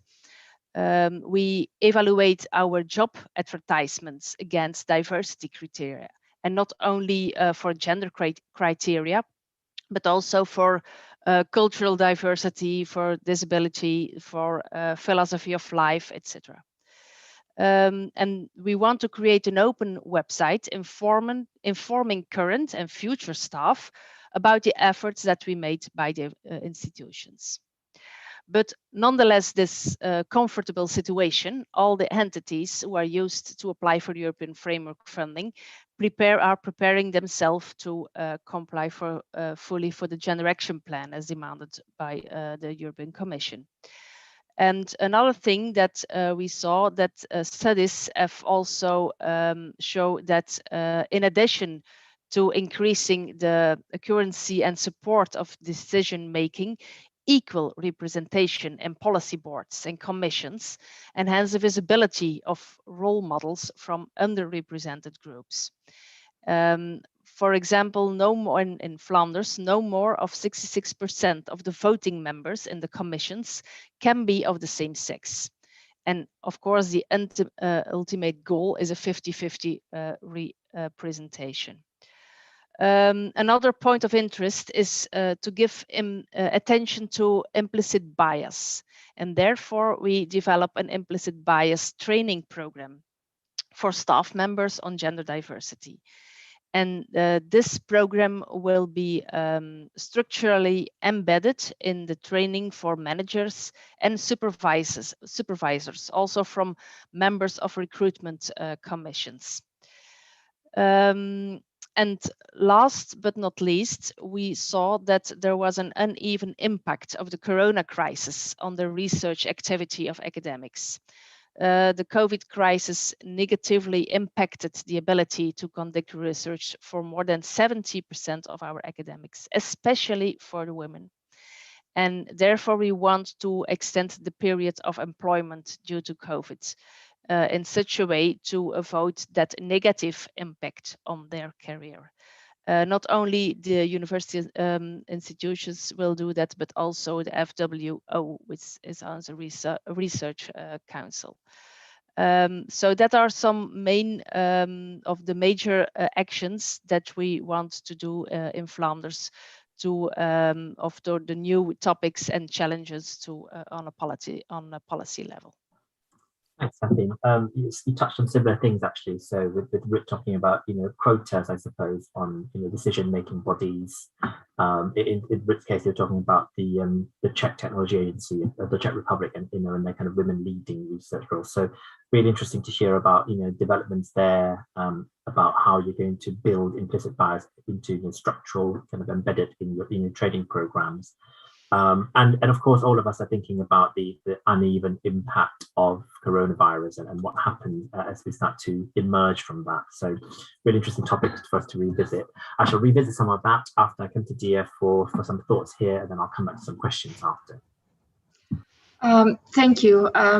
It's very fruitful and interesting, I think, to hear what's happening in the other countries and sort of reflecting on one's own country.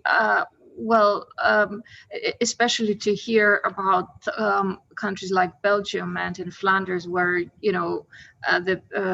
Kathleen described all these steps that have been taken to address implicit bias, to redress lack of gender balance and so on. I think in Greece, we're still sort of in the beginning of this process with gender equality plans. All these actions, I suppose, many of these are incorporated in gender equality plans.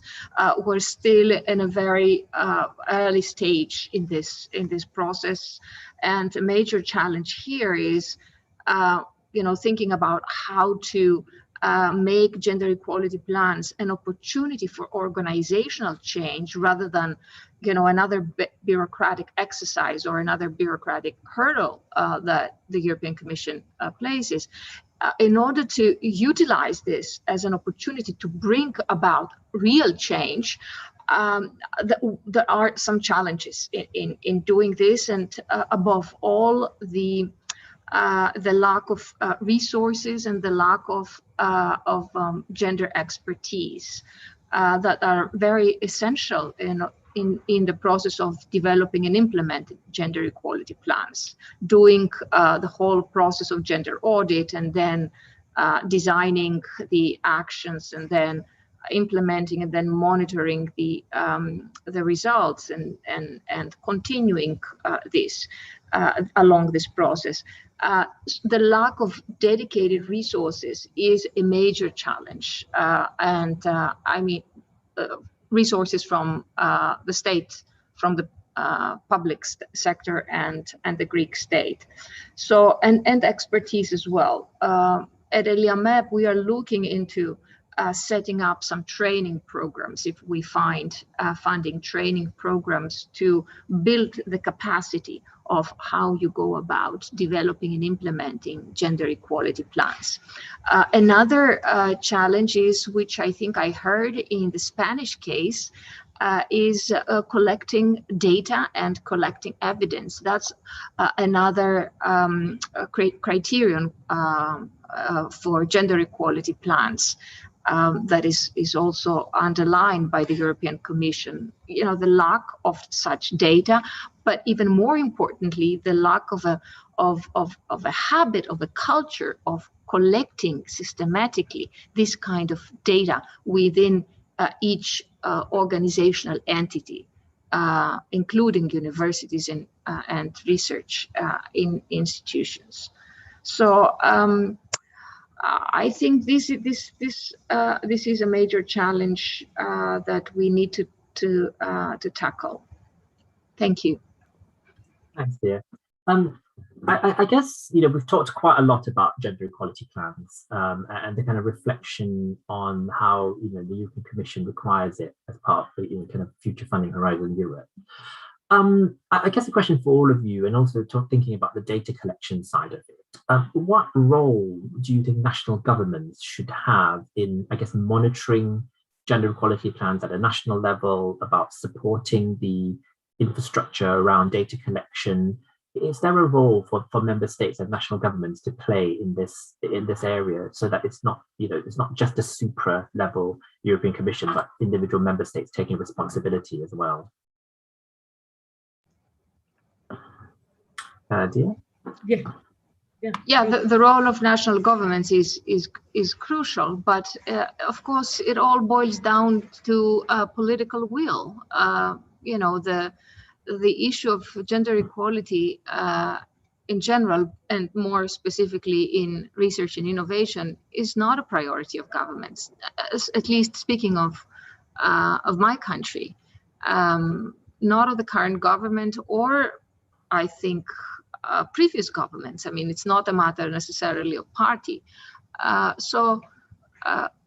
It's the role of EU-wide coordination, cooperation, and support through funding is all the more important.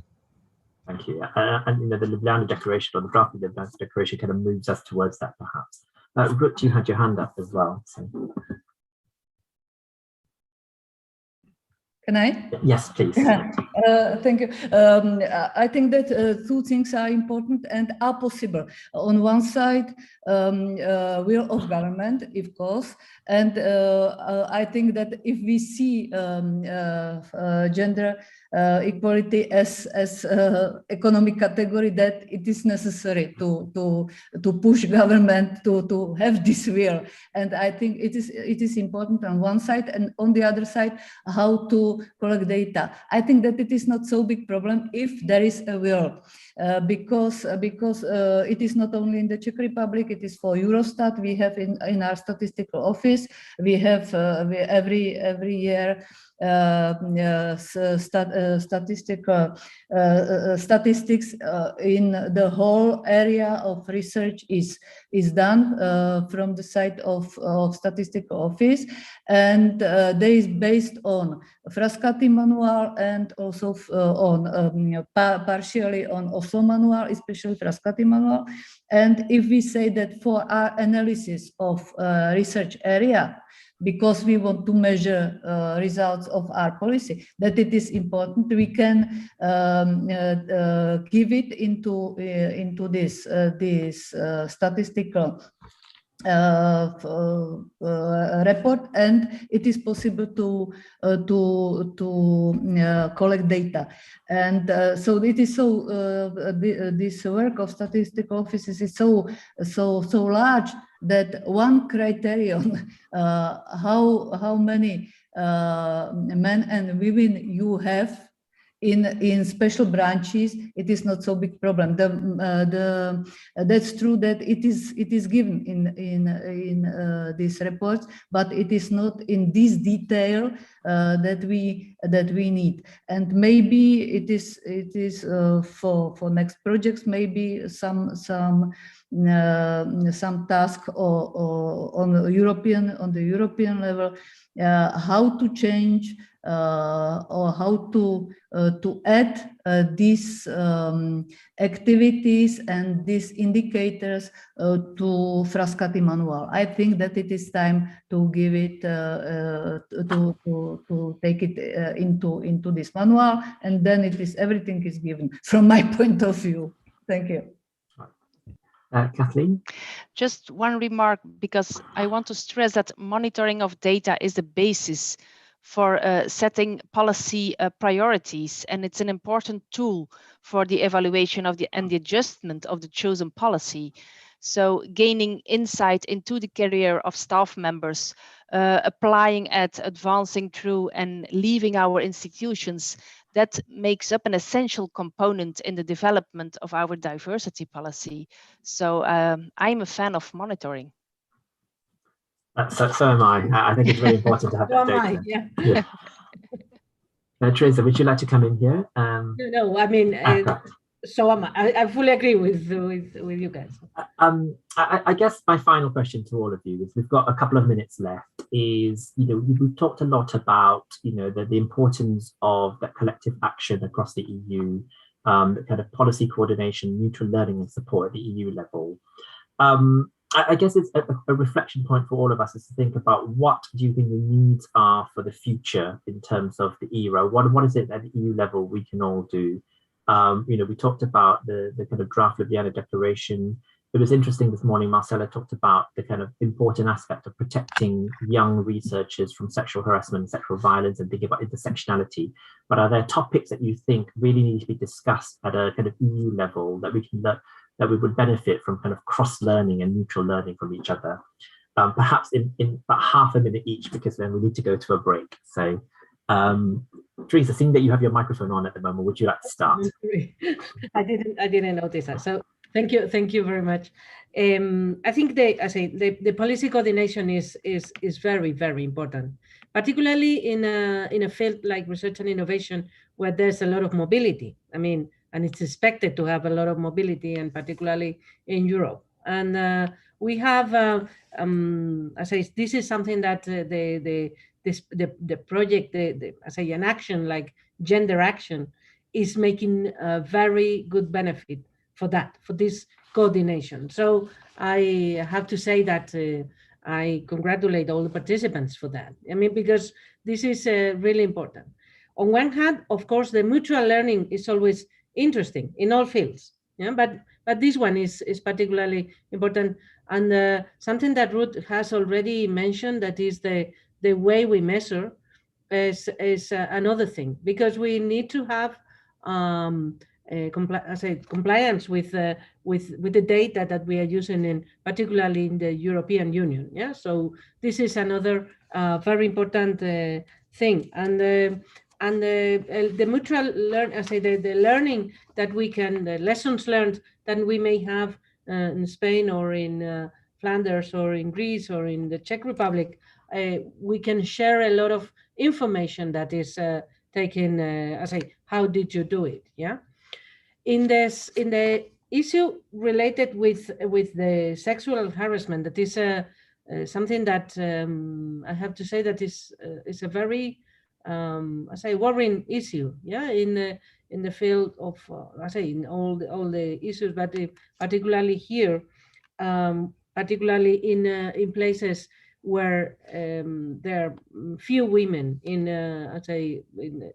and particularly with this intersectional issue, because it's not only a question of men and women, but also other issues in power and and this thing, and particularly with the hierarchical type of organizations that we have in science, and particularly in Spain we have a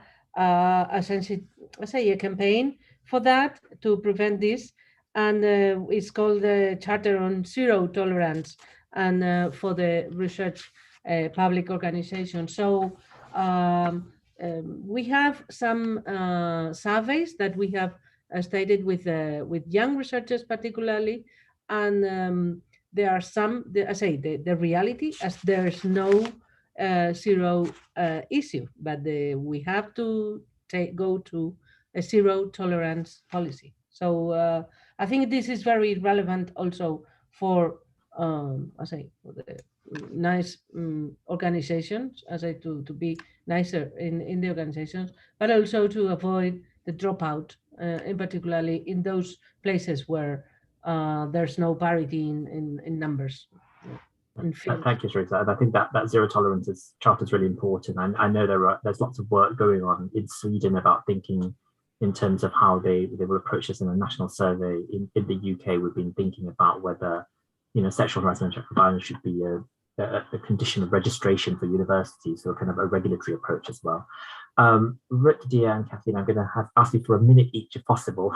Yes, I've run over time slightly. Very short. So Only one evidence why we need European standards for gender equality. From my previous career, I was responsible for environmental policy at the Ministry of Environment when we accessed the European Union, and I have to say that because we accepted European standards for quality of environment, our environment improved very quickly. So this is the reason why we need also European standards for gender equality, because if we have them and we push ourselves to use them, then our situation will be improved very quickly. And we need it because, for example, in IT sector, it is written in digital agenda of the European Commission. We need 1.5 million IT specialists, new specialists for digitalization, and the only reservoir are women. So if we want to use this reservoir, then we need to do something. That's all. Thank you. Thank you.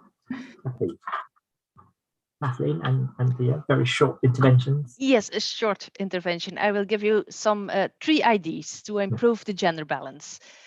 First of all, create a gender diversity officer at a different institution beside a CEO or a CFO, and that the gender diversity officer can be a role that can be filled by individuals who received a specific training in recognizing and counteracting implicit bias, and who have the mandate to alert the chairman and the committee members during assessment procedures.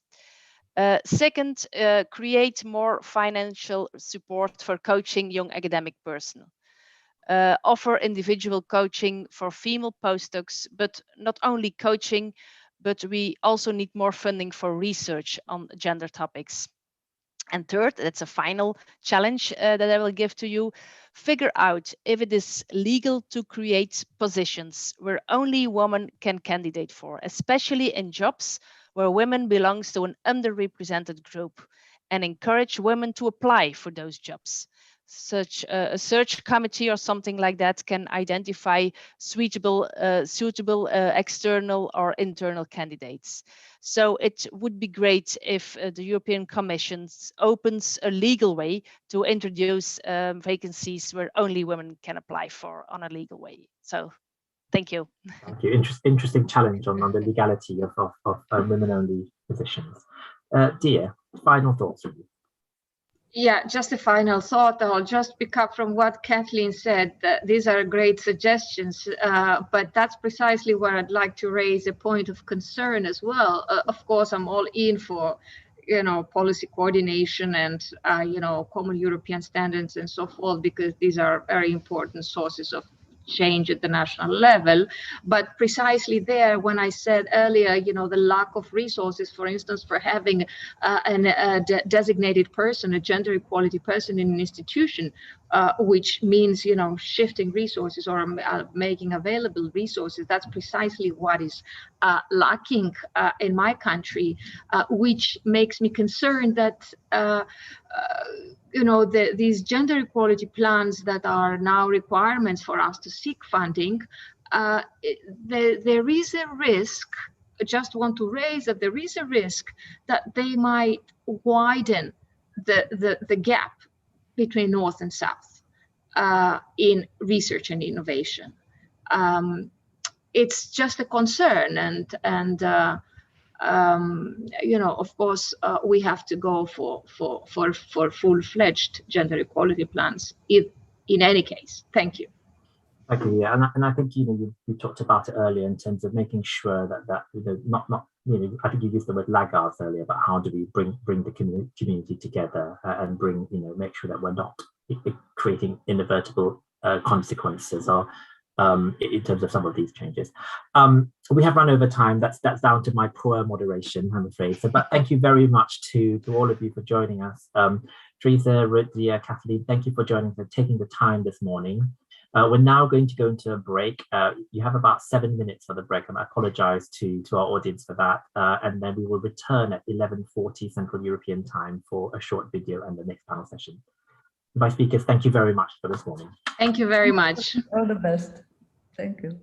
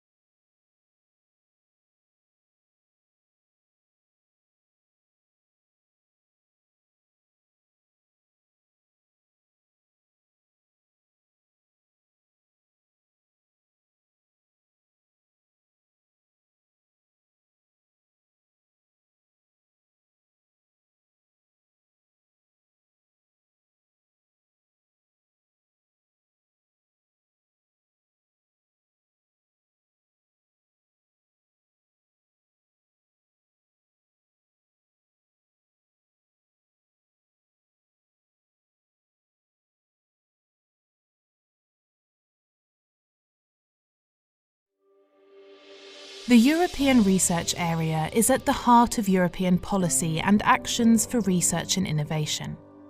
Gender equality is an integral part of the European Research Area and one of the ways to strengthen European research and innovation potential. Through coordinated action with education policies and research funders, we must strive to create a gender-inclusive culture in the new European Research Area by implementing gender equality plans and a new research career framework. Let's see where we stand today with gender equality. Although there is some progress on some aspects, the rate of change, especially in regards to the representation of women in decision-making and senior positions, has remained quite low. Women make up almost half of all doctoral graduates, but only account for about 1/3 of researchers. At senior academic levels, women make up less than a quarter of full professors. Only 21% of heads of higher education institutions and 32% of decision-making board members. To improve the situation and advance the ERA gender equality objectives at the national level, countries adopted national action plans and strategies in 2016.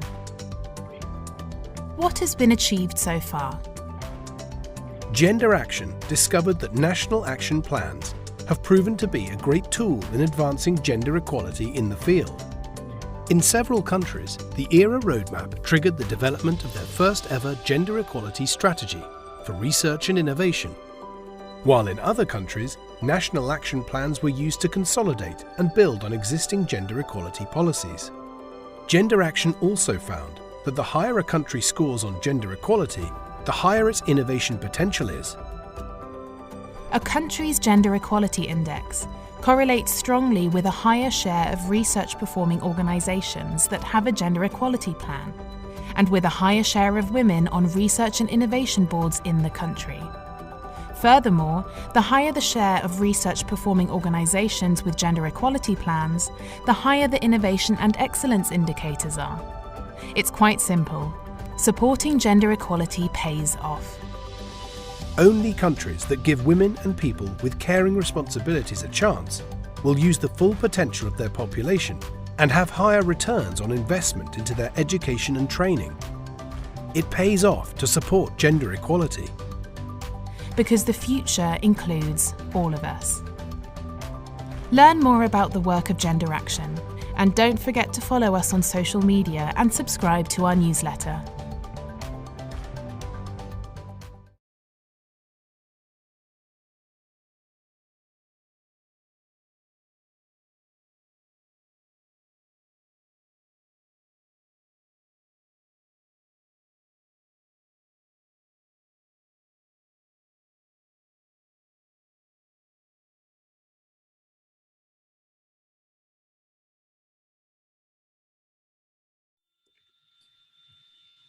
Welcome back. To ease us into the second part of today, we've just watched a video which should hopefully stimulate this following discussion. In this final discussion, we'll be focusing on gender equality plans and what it means to make them a reality. This is an important topic to consider as we look at shaping the new era and the requirements of the revitalised framework programme. In this session, I'm joined by an esteemed panel, but first of all, to set the scene, we specifically will be looking at stakeholder organisations' current actions, or those that are under discussion to promote gender equality in the new era, the opportunities and challenges of the new gender equality plan requirements in Horizon Europe from the institutional perspective, and emerging topics and needs from the perspective of ERA stakeholders. And finally, what can be done to overcome the continued differences across institutions in the uptake of gender equality measures and policies. To bring us the perspective of the ERA stakeholders that we've been referring to, which are fundamental to the delivery of research, I welcome our esteemed panel. We have Mark Schiltz, the President of Science Europe, with us. Thank you for joining us. We have Rick van der Waal, the President of CESAR, the Conference of European Schools for Advanced Engineering, Education and Research. We have Paul Boyle, the Vice President of the EUA, the European Universities Association. And we have Oana van der Tocht, a Senior Business Developer in Space and Scientific Instrumentation from NTP, who's a member of ERTO, the European Association of Research and Technology Organization. We will hopefully be joined shortly by Jadranka Gvozdanovic, the chair of the Gender and Diversity Working Group, LERU, the League of European Research Universities. And when she is able to join us, we'll warmly welcome her. But for now, I suggest we kick off with the panel that we have in front of us. Welcome. To get the discussion going, I'd like to invite you to talk a bit about your stakeholder organization's current gender equality priorities for the new era. Mark Schultz, could you get the ball rolling, please? I'm afraid you're on mute. There's always going to be one. So, yes, of course. Thank you, Claire. Even after 18 months. Okay, well, thank you for providing this opportunity to talk about and discuss about the topic which is of great importance for Science Europe. So Science Europe is the association of major national research funding and research performing organization in Europe, and gender equality has been right since the beginning of Science Europe one of our most important priorities, and we published back in January 2017 we actually published a practical guide with recommendations for research organizations, in particular funders and major performers, to on what actions can be done to improve gender equality in research. And in that, of course, one of our major in our stakeholder in our organizations, one of the major activities that we do is evaluating researchers, evaluating research proposals. That's what we do as funders. And there is a key aspect here is to assess whether there are biases and how we can deal with these biases. And that's one of our major recommendations at that time, was that we should all start collecting gender disaggregated data, so that we get a base and that we get what is required to monitor, and also to see which kind of interventions when we issue recommendations, when we implement recommendations, to see through the data actually what the impact and what the effect of these recommendations are. We also, I should say this, beyond Science Europe, we're also very active in the Global Research Council, which is the organization of funders across the world, and where we are co-chairing a gender working group, which deals with precisely with these issues, with disaggregation of data collection and integrating the gender dimension in research, including also aspects like harassment and bullying. And a very recent report, which was published just in May this year of the Global Research Council Gender Working Group, found that over 80% of the funders currently collect gender disaggregated data, and mostly these data are collected concern funding applications and PI gender. So we're also, I think, coming back to this issue about bias. We take very specific actions in our organizations to counter this. There are actions like, for instance, having bias, unconsciousness bias observers sitting in panel meetings when applications are discussed, just to make sure that things that things run the correct way. So we fully support, coming back to the gender equality plans, we fully support that a number of our members have implemented gender equality plans for many years, or made it a requirement for funding applications that institutions have a gender equality plan. So I think in some sense we have been spearheading these efforts, and we're very happy that this is now becoming a general approach. And I leave it here so that we can have a discussion, and I have a few words to say later. Thank you. Thank you for that. It's fascinating to hear, well, not fascinating, it's great to hear all the tangible actions and support that your organization provides your organizations. Welcome, Jadranka Gvozdanovic. Thank you for joining us at the panel here. We've just started the discussion. We've only heard from Mark Schiltz at the moment. And right now we're going to pass on to Rick van der Waal to hear his comments specifically on what stakeholder organizations' current gender equality priorities are for the new era. Rick, please. Thank you, Chloe. Thank you for giving me the floor. Thank you also to Marcella, to the Gender Action Team, and to the Slovenian presidency, actually, for the invitation and for organizing this very important event. The topics of equality, diversity, and inclusion are really high on both on my personal agenda as rector of Ghent University and as president of CESAR. And in my role as president of CESAR, I have personally committed to contributing to the European research area, and therefore also to the topic of today. That is an integral part of the era. There is a strong and consistent evidence that gender inequality is a long-standing challenge, actually, particularly at universities of science and technology. And as you know, CESAR is an alliance, is an association of universities of science and technology. So for us, as an organization, this is a really important topic. And that is why we, as an association, as CESAR, back in 2013, we reaffirmed our commitments, and we have carried out and published white papers and equality surveys both in 2014 and 2018, including data and sharing best practices.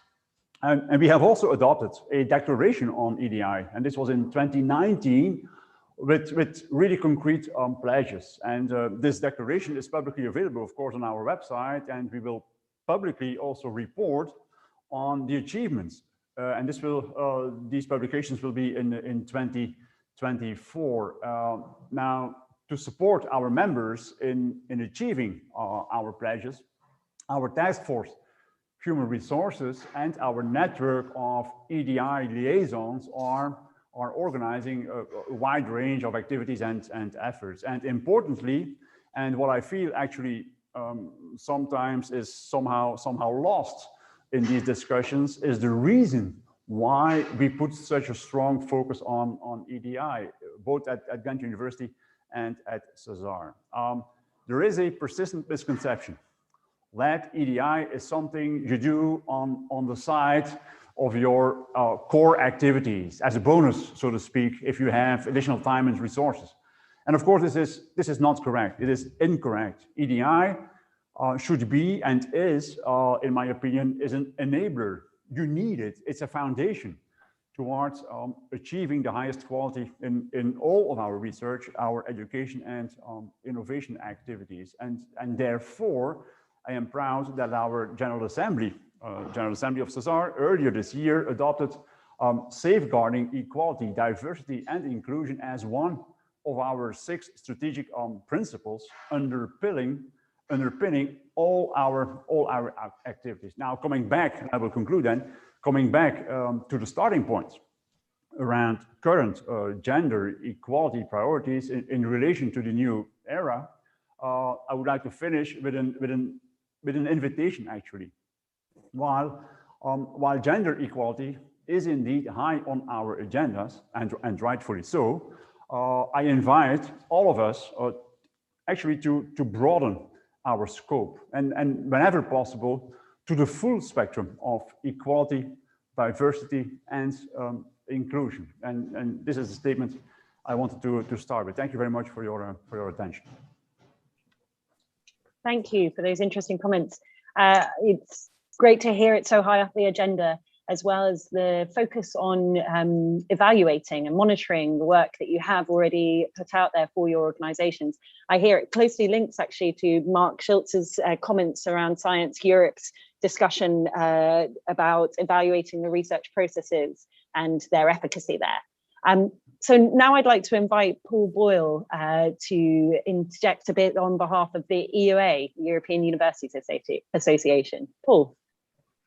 Hi, and thank you very much for inviting me along today. Obviously, we regard this EUA as a really crucially important topic, and one that we're pleased is something that's being discussed again as part of the ERA and as part of the research funding mechanisms that are likely to be put in place in relation to Horizon Europe. So we are fully supportive of the focus on this area. I would follow up the point, though, that's just been made by our previous colleague, that at the EUA, of course, we view gender equality as absolutely vital and something we all ought to be working towards. But we also recognise the variety of different EDI issues that also need attention, and some of which I think to date have perhaps not received the full attention that they deserve. So there is a broader message, but at the moment, let's focus our attention on the gender equality issues.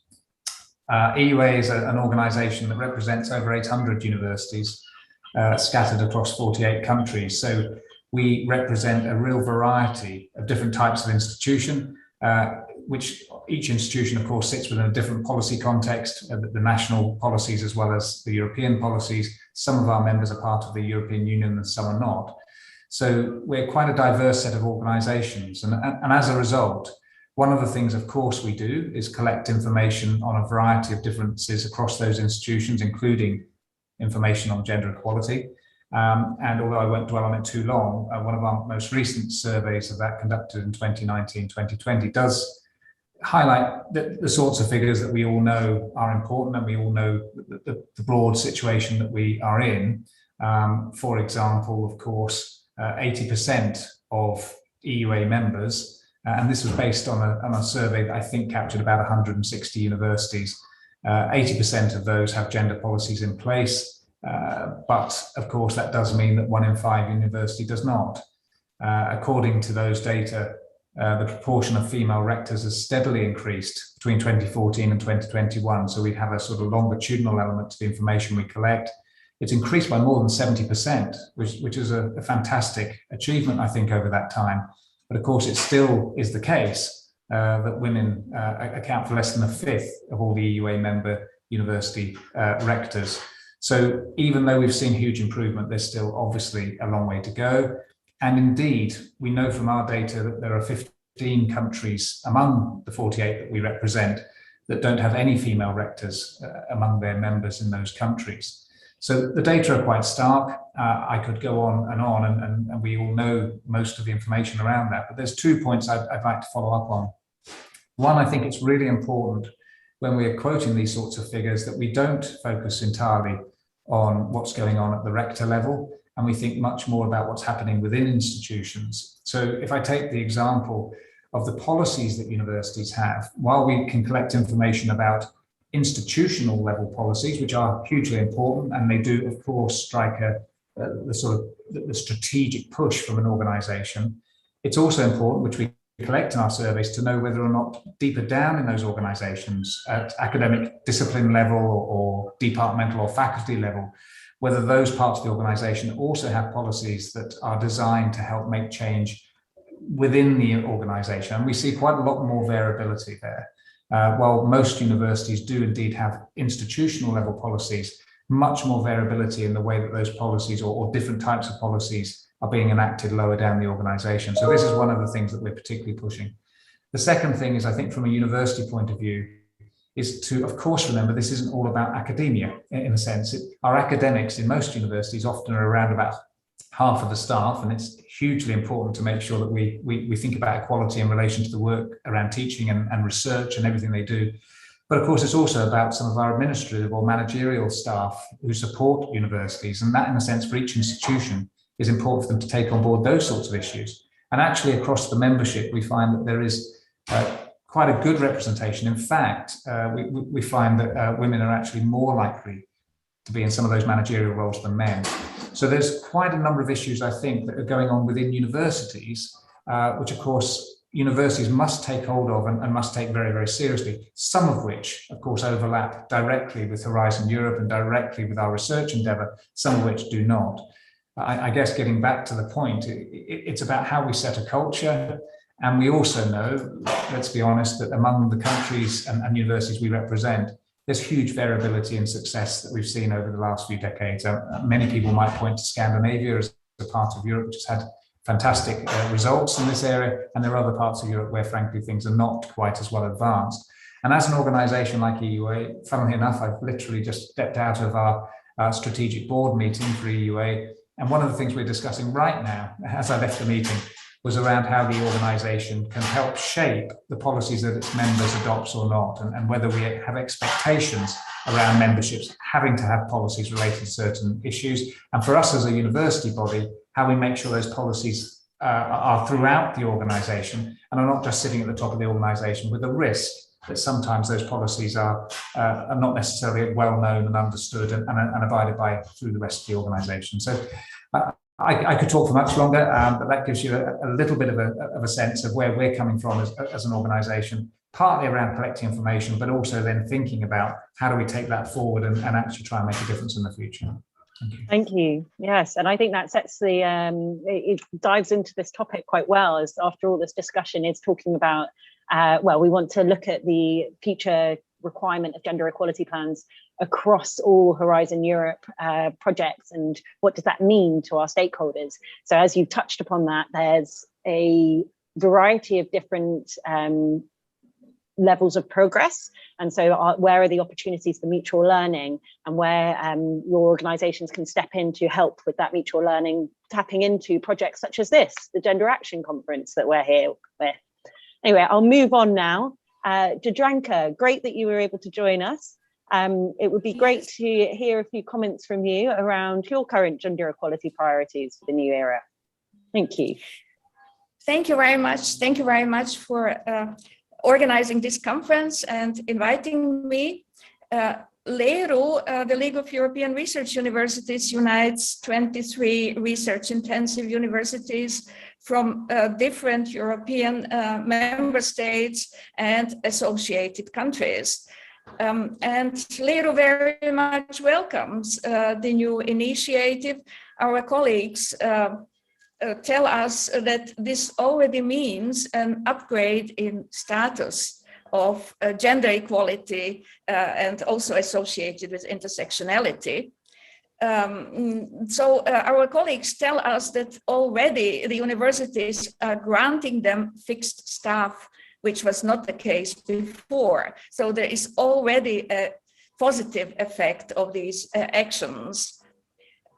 Many of our, in fact, most of our universities have a highly developed requirement of gender equality plans for research funding. And in fact, they hope that these developed requirements will be sufficient in some way, that not too much administrative burden will be required. And so I would propose that perhaps a questionnaire would be needed to establish the level of development of gender equality plans, and also a development perspective in a timeline. And also, as the previous speaker said, it is very important to involve all the levels of the structure, and particularly those who are accountable for personnel, because they can make plans and they know how things can change. They know it best, and this is our strong advice. Also, it is important, of course, to involve the leadership, but leaders have to take care of so many areas, and they really need expertise in the specific areas, including gender expertise. So this is very important to have gender experts working with leaders in institutions. It is also important to take into account the full career planning, as I said, at the individual units accountable for personnel, but also generally, because universities still, in a way, lack the level of career planning we know from industry, where you have the so-called matrix structure with more than one director. leading activities. And this is quite important to disentangle the hierarchical relations, especially for early stage careers, who in many instances fully depend on the one professor or the one director. And I think this provides the basis for many demonstrations of hierarchy and authority, which can also be undesirable. In this sense, there is work to do. Also, it is important to have training against bias, but this training should be targeted, really targeted to the research institutions, targeted for the tasks. And it is important to have biased observers, but they should also have a say, not just observe. We are on the right track, but there is more needed for a successful implementation. So Leero very much agree. Jadranka, I think you've just accidentally hit mute there as you were concluding. Are you okay? Okay. Thank you for your comments there. That was really fascinating stuff. Especially, I liked the touching on the fact that you talked about unconscious bias. You weren't here for Mark Schiltz's discussion on behalf of Science Europe, but he actually touched upon that too. And so there's a good commonality there that perhaps we can go into a bit further. I also think your comment around assessing the level of development where we are now is quite interesting, especially in terms of the upcoming declaration that we will hear more of tomorrow, the draft Ljubljana Declaration. There is some interesting comments are in there around what must be done for the support on a member state level. But thank you. I'm now going to invite, last but not least, Oana van der Togt to bring us a bit of a perspective, perhaps from outside of the research university side and more around the intersectional side of things. I'd be grateful to hear your thoughts as to how ERTO has supported members such as yourself, NTP, and of course, what your organization does itself. Thank you. Thank you, Chloe, for having me here and for organizing this important discussion. My answer will be indeed twofold. Originally, I've been asked if I can represent the EARTO Association and its members. So I'm going to give you a first response in the name of EARTO, and then I'm going to take you towards what we as TNO, one of the largest research organizations in the Netherlands, are doing on the subject of diversity and inclusion. So from the EARTO perspective, diversity and inclusion is a very important subject. Actually, within the HR working group of EARTO 10 years ago, our colleagues from the association have started working and paying attention to D&I. Throughout the years, however, due to the different nature of the organization of the members of EARTO, and also due to the cultural differences with which the EARTO members are having to deal with, being placed in different countries, EARTO has decided to take a role of facilitator for its members, but let the intervention take place at the level of the organization itself.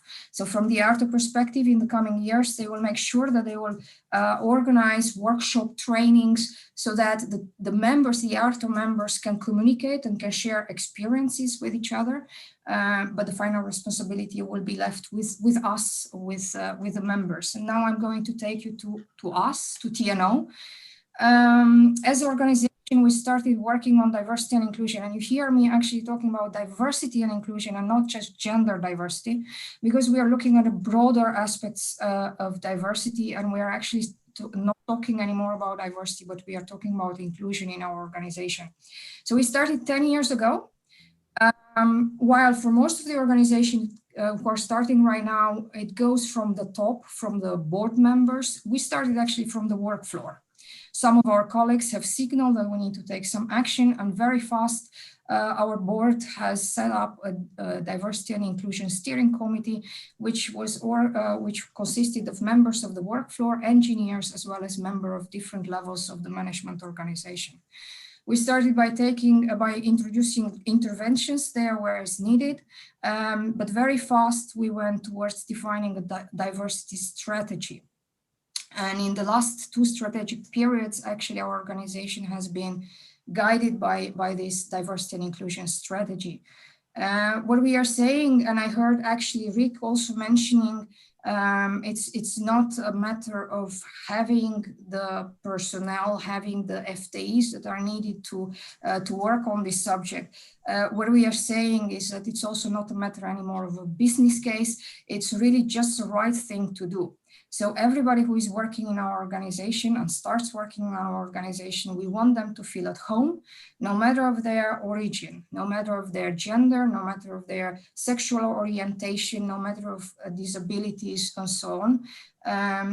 Every employee of TNO to have equal chances to employ themselves so that they can reach their maximum potential, because that's the only moment when we as organization can also reach our potential. So very concrete, and I know that the question on the interventions will come further on as well, but very concrete. I recognize what the previous speakers have said. We've taken similar actions. So we've been looking at creating awareness in our organization, organizing bias trainings at different levels of the organization, from the work floor to the board level. We organized and we're still organizing leadership trainings to empower our female population. We have been looking at our HR processes to ensure that gender bias is eliminated from the HR processes, selection process of new employees. We have monitored the numbers. So very early on, we started looking at the numbers at different levels on the organization, and we have monitored them throughout the years.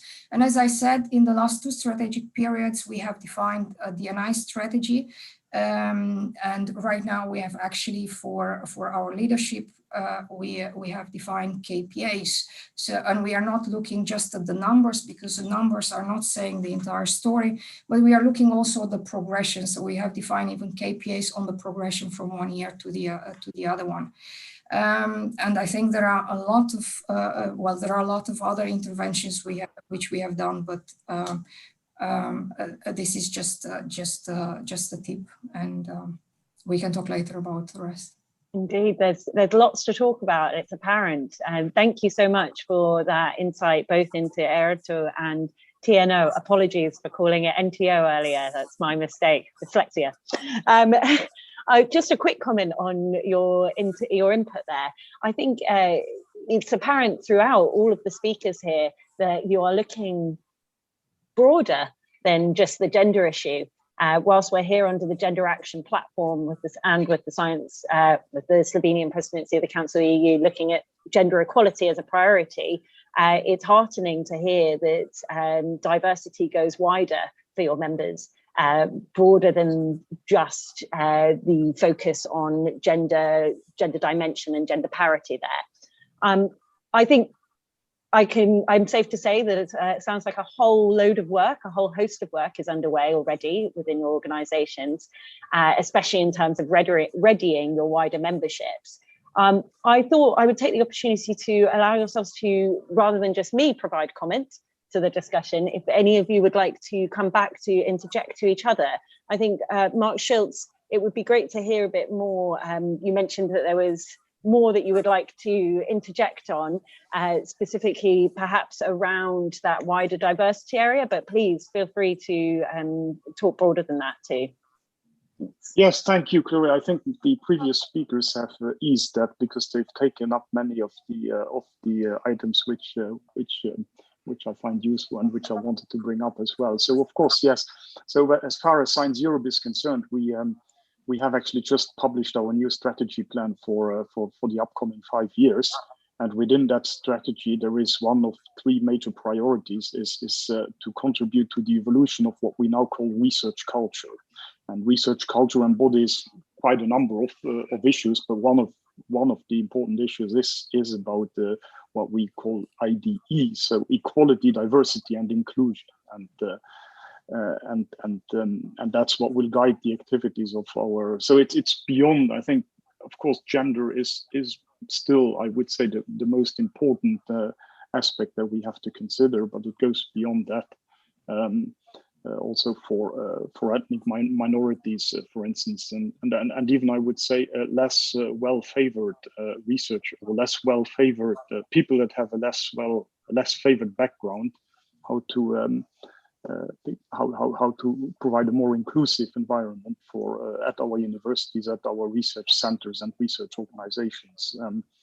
And I think there are very strong activities, or at the national level in a number of countries like the UK, where the UKRI has also positioned this issue about research culture, or this program on research culture as really at the center of their strategy. There are very interesting developments in the Netherlands and in a number of other countries as well. May I just jump quickly on what Paul Boyle said, which I fully subscribe, that yes, when we're looking at data, it's easy to just look at some indicators or parameters, and Paul mentioned the number of rectors, women rectors appointed, which has been where they've seen a very favorable development, which is very good. But I agree, probably need to go a little bit further down. That there are tricky issues still. We may achieve gender balance by numbers, but do we also achieve it by numbers in leadership positions? Do we also achieve it by, if we look at statistics, a permanent position versus time limited employment positions?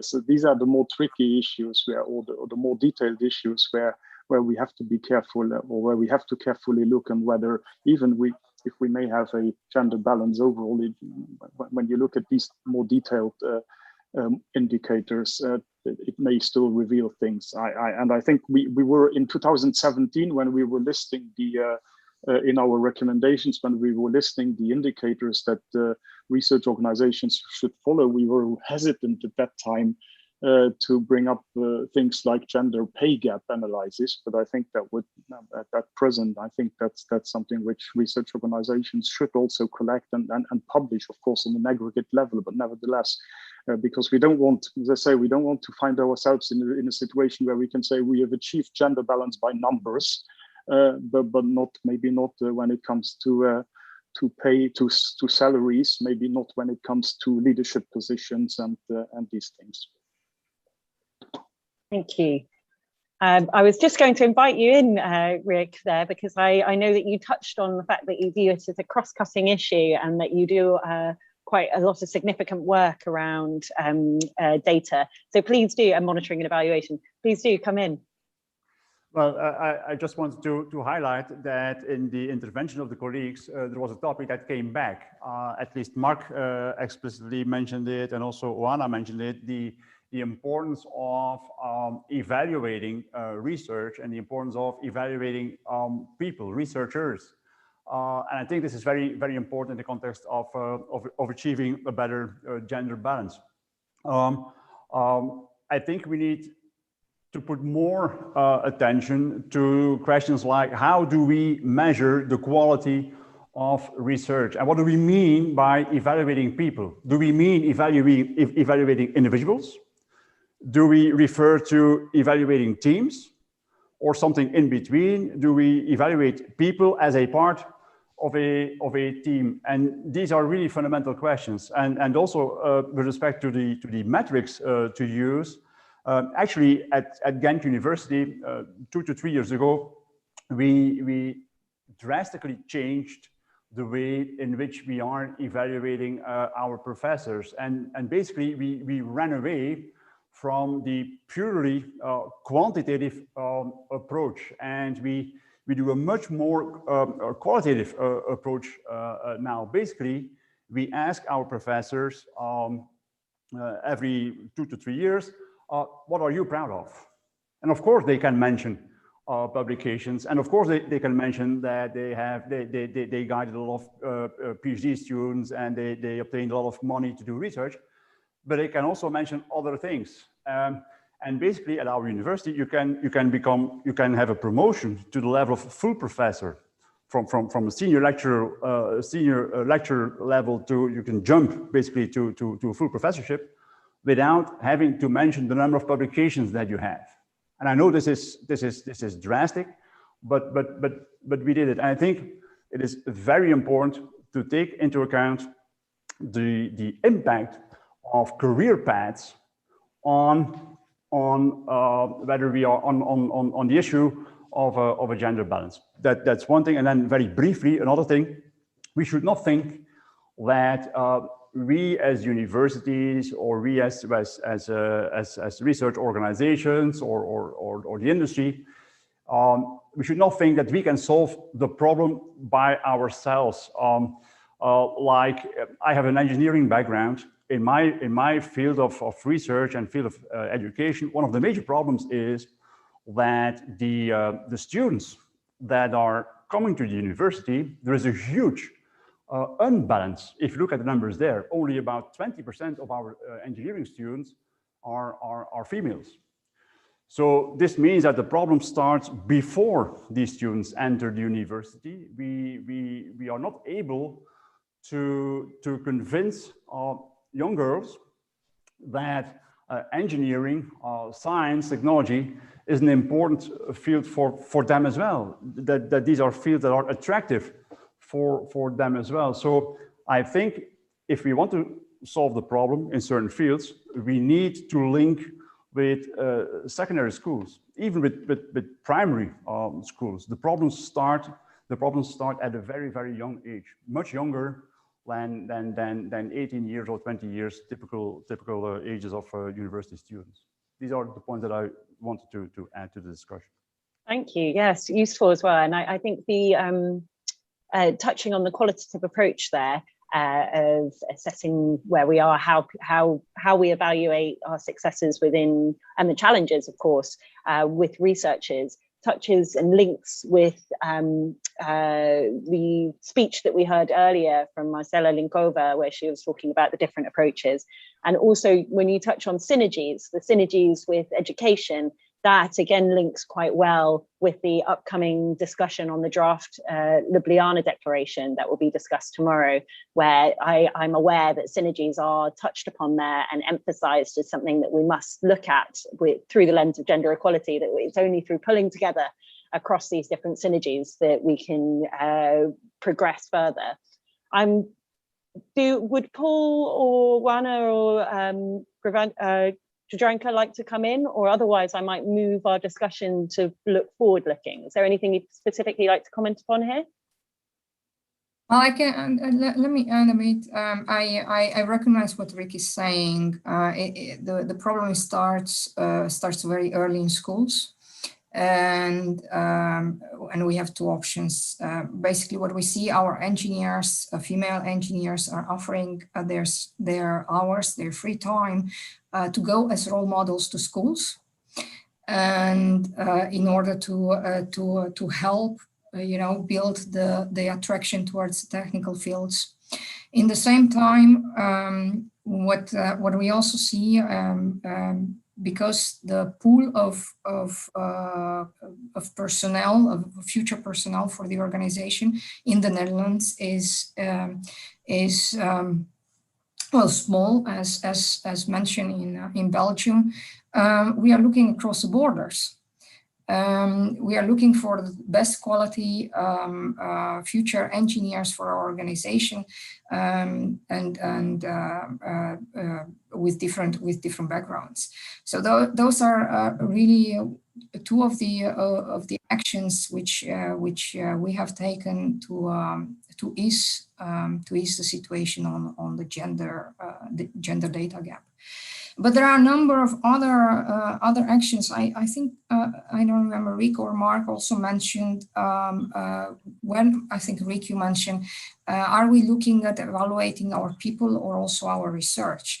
And that's what we recognize as well. It's also a matter of paying attention. So that's why the gender bias trainings, paying attention to the evaluation of the personnel, of the teams, to the career progression of the individuals, without bringing our own biases, because we know and research shows that we have actually the tendency to select somebody or to promote somebody who actually mirrors us in terms of behavior, maybe physical appearances and so on.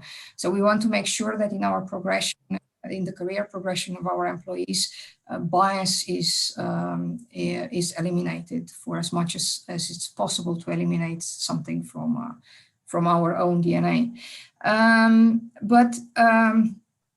There is, it's possible, progress can be made.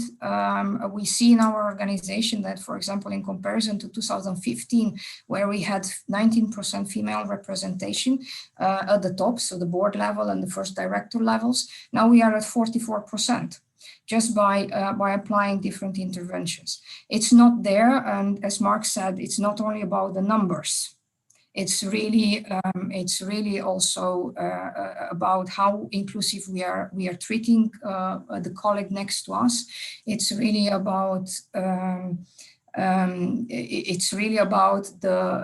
Mark mentioned the pay gap. It's something also on intervention which we have introduced in our organization. Last year, we have done a first assessment about the gender pay gap. It's about more factors, and it's at the end of the day, it's actually about how inclusive an organization is towards its employees. Okay, thank you.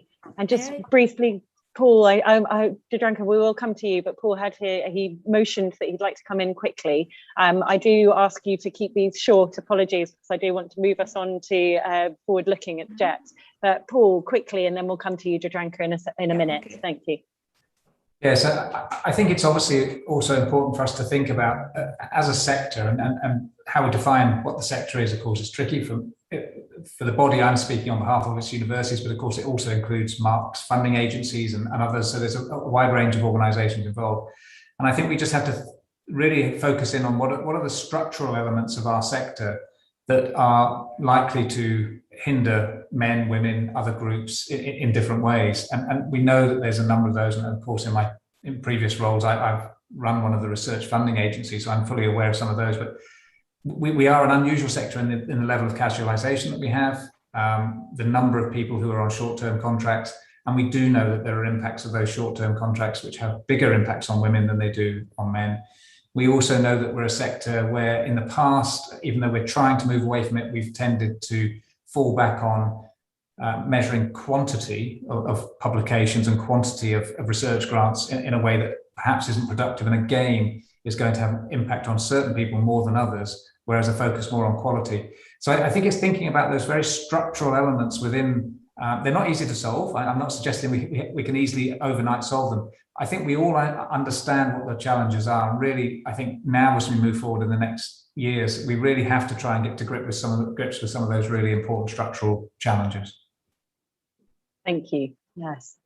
And I would like to come back to that when we move on to looking at the gender equality plans and what that means in terms of structure. But Jadranka, you would like to come in with a final comment here on this topic? Thank you. Yes, just very briefly, indeed, concerning gender equality plans, we have to consider entire careers. There is a tendency to measure success by the top level, and there is a reason to say so, but in fact, in order to have sustainable improvement, we need improvement along the entire line, and this involves many factors. Lero published a paper on bias in 2018, mentioning the multiple factors which may negatively affect women and minorities. And also bias is one important factor, but then also structural loopholes, so to say. So we really have to revise the structures to see where biases can persist due to the organization, and then we should act there. So there are indeed these two levels that should be addressed. Thank you. Thank you. Yes, I think that echoes quite nicely what Paul Boyle mentioned earlier around looking at the deeper levels, not just at the higher levels, that we should also be considering what is the impact and what is the status lower down into the nitty-gritty of the organizations.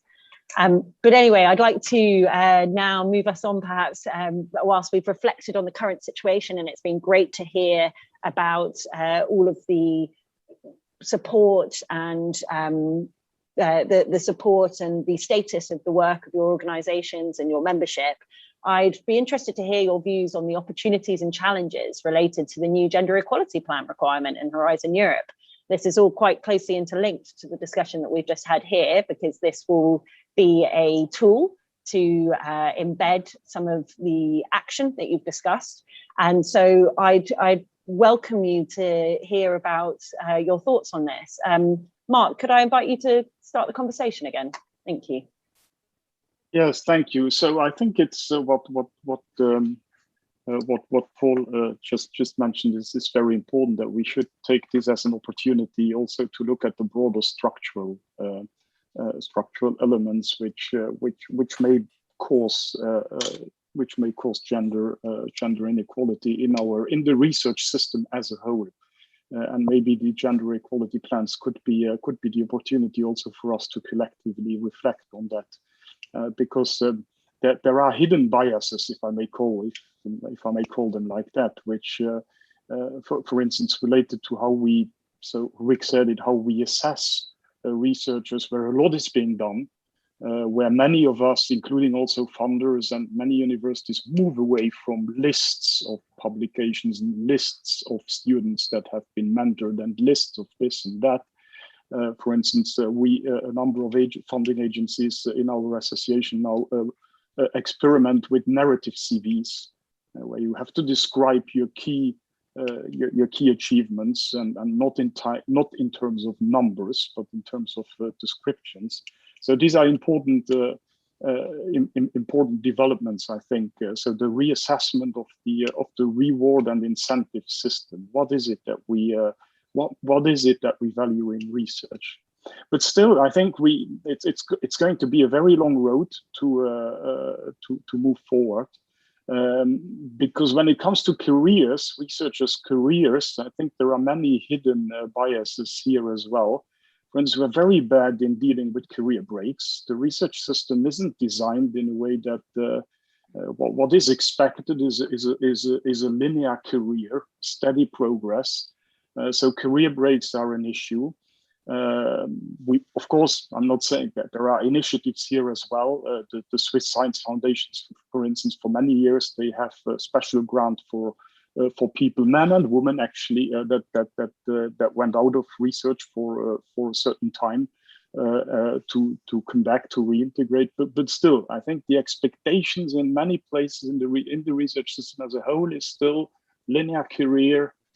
Career breaks, it's not so well seen, or part-time, if you take some time off to care for family, for instance. It's also not so, we're also not very good at mobility. People that come from other sectors into the academic sector is not something which is so widespread and so openly practiced. So I think we need to reflect on these structural elements, which and unfortunately we have seen during the COVID-19 crisis that these structural features they have disadvantaged women disproportionately. Because after all, when these lockdown, there has been a study in the US and in a number of other countries, a survey which has clearly evidenced that that the greater share of responsibility for children and family during lockdowns and when schools were closed was falling on women, and women researchers have disproportionately been much more disadvantaged in their career, in their advancement through the during the COVID crisis. And I think this unfortunately reveals something. So that's the challenge for the future. Thank you. Yes, and it will be interesting to see how I think it's closely linked to the short-term contracts, how we've referenced before, where you've discussed that there's the non-linear career path, there's the career breaks, and how does that interplay with these short-term contracts and some of the nature of research. And so how will gender equality plans perhaps impact that when people are bidding for Horizon Europe funding? Rick, could I invite you to now come in on behalf of your organisation? Thank you. Yeah, sure. Thank you. Of course, so far we have been discussing a lot of activities and efforts already going on in our associations, surveys, white papers, declarations, workshops, things like that. And of course, they are very, very, very important. But in this part, I would like to highlight also the importance of leadership. Both inside and outside universities or our organizations to advance equality, diversity, and inclusion. Inside universities, we definitely must address and live the values as foundational for promoting EDI, and these values include safeguarding research integrity, things like academic freedom, institutional autonomy, and these are laid down actually in what is called the Magna Carta Universitatum. And in the light of the changing context in which universities today operate, think of despotism and even authoritarianism, by the way, also, and unfortunately also within the European Union. These values are not to be taken for granted. It's not a trivial thing that will be there forever. And for example, we from Ghent University, we just signed the new 2020 version of the Magna Carta. And I really encourage all universities, and CESAR as an organization really encourages all universities which have not done so to do so. Essentially, this set of values lays the foundations for university leadership to come into action, and the defense of these very values by other societal players is essential as well for universities to assume their role in society. And the point really is that we must address and we must live these values, especially in light of troubling developments with EDI coming under attack once again, also within the EU. And to do this, in my opinion, sustainable support and leadership also outside universities is needed. For example, to effectively support EDI, universities depend on a range of professional staff, and they must be able to flexibly offer diverse and long-term career options to its talent in this area. And take the example of science management, which includes professional support to design and to support the implementation of gender equality plans.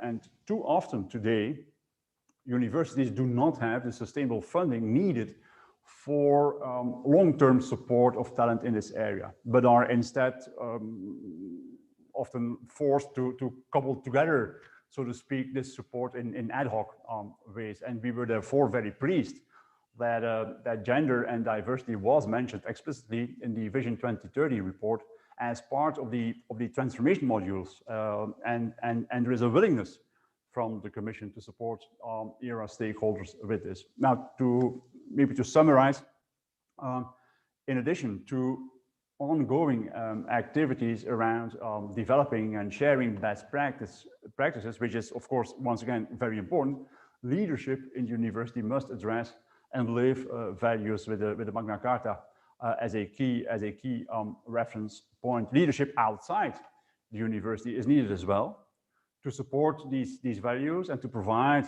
the conditions and sustainable funding levels that we need to ensure long-term support for talent in all aspects of what universities do, including supporting and advancing EDI. These are the things that I wanted to say. Thank you. Yes, it's good to hear both the opportunity there around leadership and also to have some insight around the challenges related to perhaps a competence gap to be able to design and develop the gender equality plans, and that there's perhaps some more work and opportunity there to support our memberships and organisations. Paul, I'd like to invite you in now to provide a few comments, if you would. Thank you. Yes, thanks. I agree with a lot of what's been said. I mean, I think sort of one of the fundamental points from a university perspective is really to try and recognise that diversity is, in a sense, a precondition for excellence. Diversity in our teaching, diversity in our approach to our research. In a sense, diversity is essential to providing an excellent university environment, rather than just seeing diversity as a sort of challenge to solve. You know, we must sort of meet certain targets and so on. Of course, that's important, but it's crucial to what we do. And therefore, it's really important that we get to grips with this and solve it, because it'll drive excellence in everything that we do in our institutions. So thinking about that as a sort of a slightly more philosophical point, I think is helpful, because it encourages us to drive change more than perhaps sometimes change is driven simply by trying to address it simply as a set of targets. I mean, having said that, I think the idea of gender equality plans is a good one, and I think Horizon Europe will be, you know, it will help encourage people to think about these issues more than they have done before, and so on. So I do support the general approach, but I would also like to add that, in a way, we need to think about the different levels. You know, you can say, first of all, have universities got a plan? That's a good sign. Secondly, does the plan cover enough different criteria and issues around the broad area of gender equality? And that's the second sort of level of measurement. But the third level, I think, which is really vital, is what change has been experienced and what has been actually delivered. So I think people may be aware, in the UK, of course, we have the Athena Swan approach to measuring our gender equality status. And some funding agencies have made it clear that if we don't meet a certain status within Athena Swan, we will not be eligible for funding. That's really changed the approach to things in UK universities. And it's because the Athena Swan does not just expect us to say we are going to work in these areas, it wants demonstrable evidence of change that's occurred. It wants demonstrable evidence of policies that have led to that change, and also what the plans are for the future. So it's that third level in the end that I think we have to strive for if we're going to really see considerable differences as we move forward. The final thing I would say is, I think there's been a lot of focus, perhaps sometimes coming out of the open access debate, actually, around how we assess researcher careers, because of course the slight challenge that as we move towards open access, we may be in a position where some early career academics are not being encouraged to publish in some of the journals they might have done in the past, and so on. I think from EUA's point of view, while we would absolutely support the emphasis that has to be put on that, I think our view would be that we have to think about the career in the whole. And for most of our academic colleagues, not all, but for most of them, research is one part of the story. But there's a whole set of other things they do, including teaching, but also including administration and various other things that we must not ignore. And we must not ignore particularly from a gender perspective, because of course, men and women are differentiate across those different parts of the university experience. So having a much broader holistic understanding of what a career is about and what the various things are that we contribute to that career. And as we pointed out earlier, perhaps moving a little bit more towards understanding quality measures rather than quantity, and some of those elements are things that I think we can think about as we go forward. So back to my original point, I suppose, I'm fully supportive of having these sorts of plans, and I think it's a really good step in the right direction, but it is about how do we actually take those sorts of things and actually prove and deliver on change, rather than thinking that once we've got those in place, the job is done. Indeed, and I know a priority under the Slovenian presidency of the Council of the EU within research and innovation is to look at the governance structure of ERA. So that's some quite useful input for us to think about as we further develop the governance and establish the new ERA, because of course evaluation and monitoring is key to it, and there's a lot of mutual learning opportunities as well. It appears that we've just lost Jadranka, so I will now move on to Oana, if that's all right.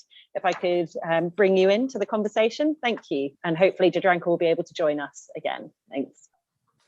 Yeah, so, well, let's start with the last thing you mentioned, Chloe. It's about an event like this or the European Union offering opportunities of sharing experiences between different organizations. It's really amazing to hear what my colleague panelists are confronted with or are observing in this field in their own organizations. While we are a different type of organization, we have similar observations as well. So if it will be for me to say that one of the first gains we can very fast have each organization is just by bringing us together in a European context and sharing our experiences and interventions to learn from each other. And I think that's also what was made clear by the previous speakers. In order to be successful in D&I, you need to have budget and you need to have the expertise in-house in order to be able to take the proper actions. Because again, it's not about the numbers, but it's about the bigger picture, which Paul mentioned. With respect to the gender equality plan, I think it's an amazing initiative. It's one of the first steps, but we as organizations, we need to go beyond that. For us, the gender equality plan comes really at the right moment. We are already working on it and we are going to have it ready in September.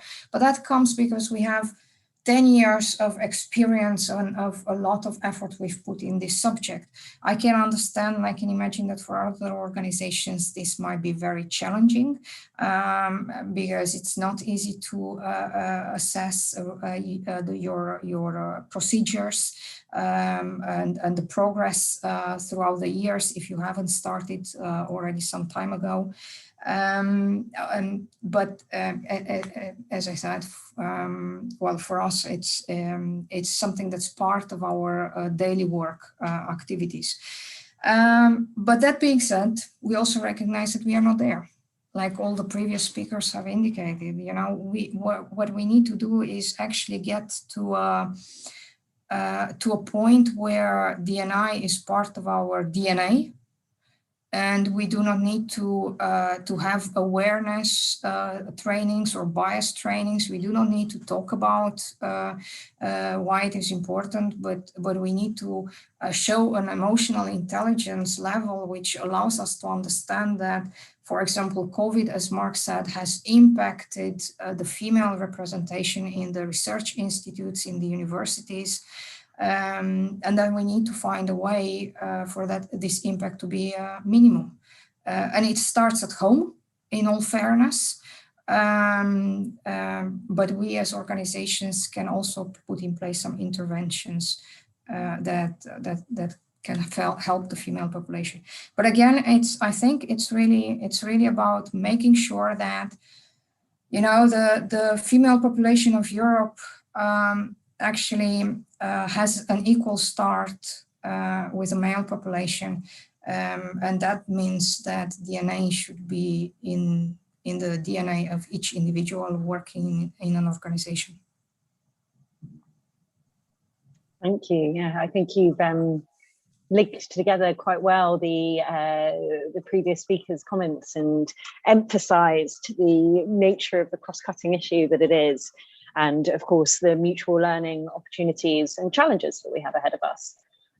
I have received a couple of questions from the floor. However, I'd like to first invite you, if you have any comments for each other before I bring these to your attention. Would anyone like to respond to anyone else? I know that, Oana, you've just mentioned the work that Mark has highlighted earlier. Mark, do you have any comments on that? No problem if not. Well, yeah, I think it's to continue on that. I think we really need to put it in the broader perspective of researchers' careers and the variety and diversity of careers that we actually do embrace in the or wish to embrace in the future in the research sector. As I said, I would certainly welcome. Well, I think it would certainly be useful or even important for research organizations to be somewhat more open when it comes and also to mobility. I mean, we're in Europe, we're quite closed in our academic systems. There is mobility. I'm not saying that it doesn't exist. I'm not saying that that people from other sectors cannot enter or re-enter the academic sector, but it remains relatively rare. We still stick to the somewhat monolithic idea of what a great research career should be, and I think I can fully embrace what Paul said. It's we shouldn't this diversity issue. We shouldn't regard it as a problem to solve, but we should really seize it as an opportunity and a precondition to create excellence in our system. I fully applaud that. Thank you. Any further comments? Otherwise, I will start bringing in the questions from the floor. Fantastic, right. And of course, do feel free to interject whenever. So we've got an interesting one here. And of course, a reminder to all participants, please do send in your questions. We've got about just under 10 minutes to be able to ask these panelists their views on any thoughts that may be coming through, so do share. So the first question I'd like to bring to you is one that talks about intersectional inequalities, including racism, racial bias, and LGBTQI plus discrimination. And there are many good, the question is around, are there any good practice examples in your member organizations already tackling these issues, as it often seems to be a challenge in implementing the gender equality plans? I'd invite Rick first to come in on this.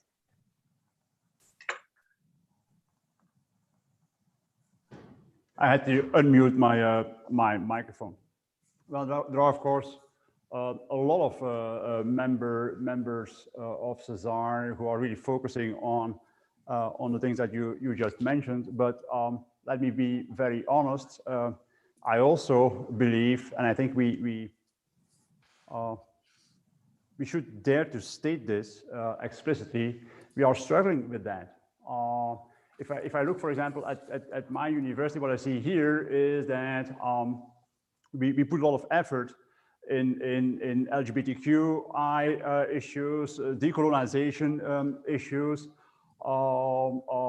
in all types of inclusion. But what we see is that the driving motor for that exercise is actually the students. So I think to solve these problems, we need to have young people on board. I mean, they live racism. They know what it is. For example, just yesterday, I had a meeting with 20 students who were really asking to do more than what we do already. And I think in order to find out what the problems are for our students in terms of racism and things like that, we have to come to policies together with them. We should not think that we as rectors or we as university professors, we know everything and we devise a plan and then we say, okay, look, this is the plan. These are the actions. That is explicitly what they stated yesterday. They said, look, yes, you put a lot of time and energy in this domain, but we don't see the results. And what you do might be important from your point of view, but it's not enough from our point of view. And please talk to us. Tell us what the problems are. We can tell you what the problems are. We don't have the solutions, but together we might come to a solution. So for me, inclusion in terms of including people when we define our policy plans is a very important factor, actually, in order to be able to do better than what we do until now. So yes, there are good practices. Yes, there is a lot of work that has already been done, but we need more. We definitely need more. Interesting. I think that actually quite well links to another question that's come through from the floor, which is about asking around good examples for where universities and research institutes have linkages to schools, because often they hear that universities say that there's a lack of pipeline, there's a lack of linkage. I think this comes in relation to the career pipeline that we've previously discussed about getting women into STEM engineering, for example.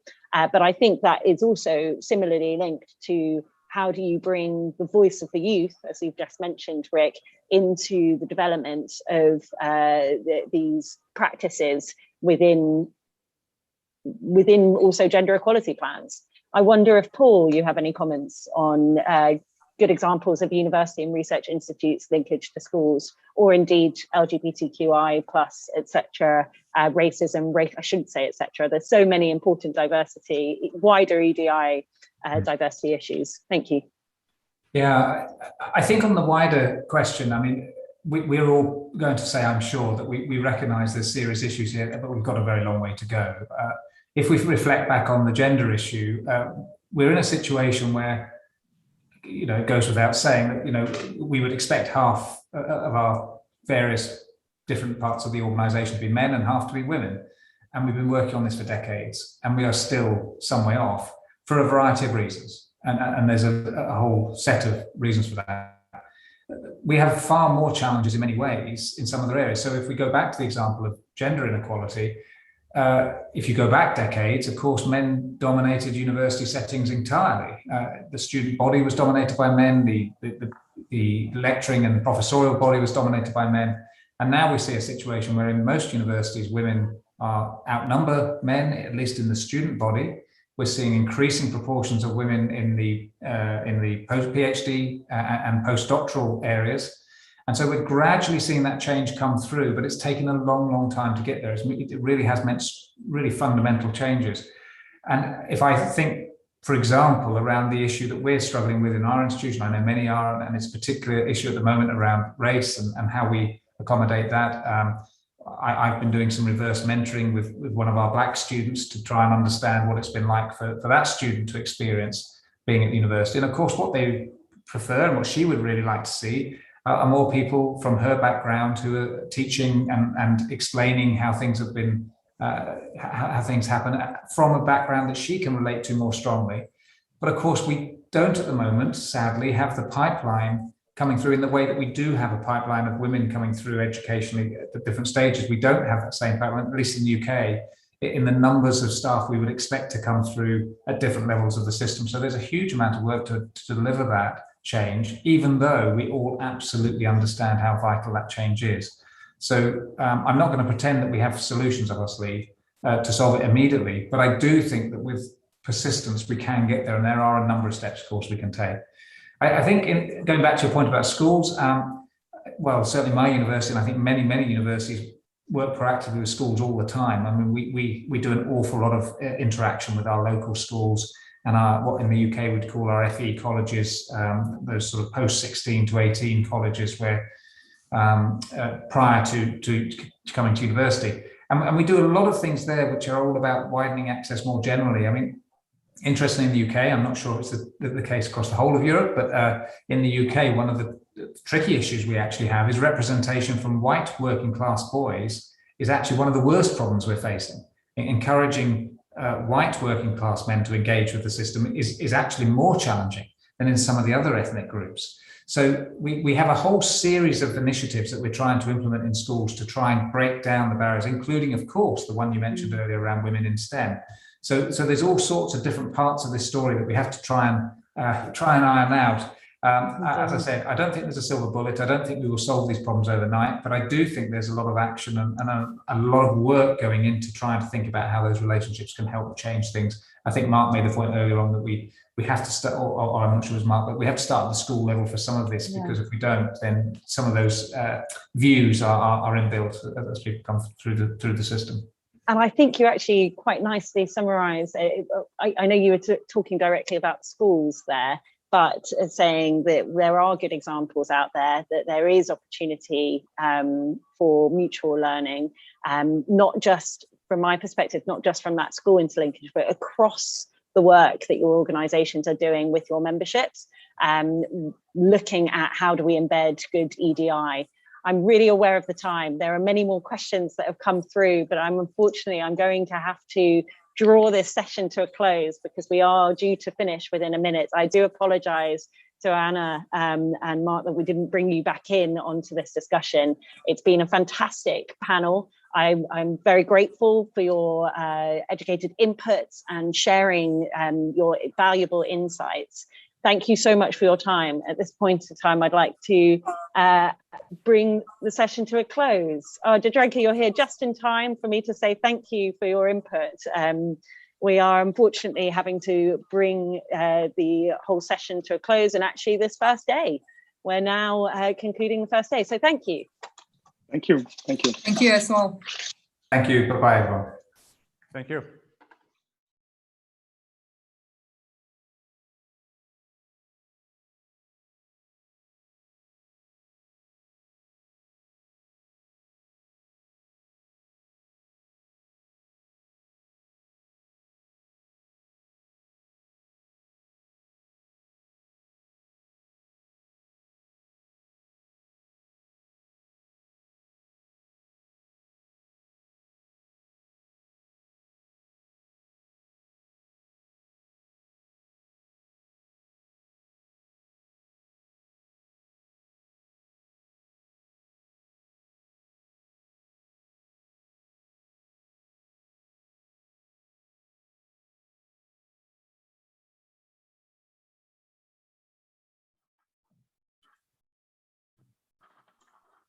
Right, thank you all. Thank you for all the speakers for a stimulating day and a stimulating discussion. I know that we've heard a lot of information here about the role of gender equality to deepen the era, and it's set us up perfectly for yet another day of discussion here. I want to, on the behalf of the organisers and the audience, I wanted to thank the previous panel. I didn't have an opportunity to do that just then, apologies for that, but now over to you, Gary, to wind up the day. Thank you. Thank you, Chloe, and thank you to all our fantastic panelists today. It has been a real insightful day, I think, for all of us. We've talked about the importance of gender equality plans, thinking about structural issues around mobility, how do we deal with sexual harassment, sexual violence, what do we do about intersectional inequality and how do we put that into practice? It's been a fascinating discussion, and thank you for all the questions in chat from all our participants. Tomorrow morning, please do join us for day 2, where we will be looking much more deeply at the role of research funding agencies and how they promote gender equality. And don't forget to join us as well for the draft Ljubljana Declaration, which Minister Kuštek talked about earlier this morning. Thank you once again to everybody for participating. Have a good afternoon and see you tomorrow morning. Thank you. Goodbye.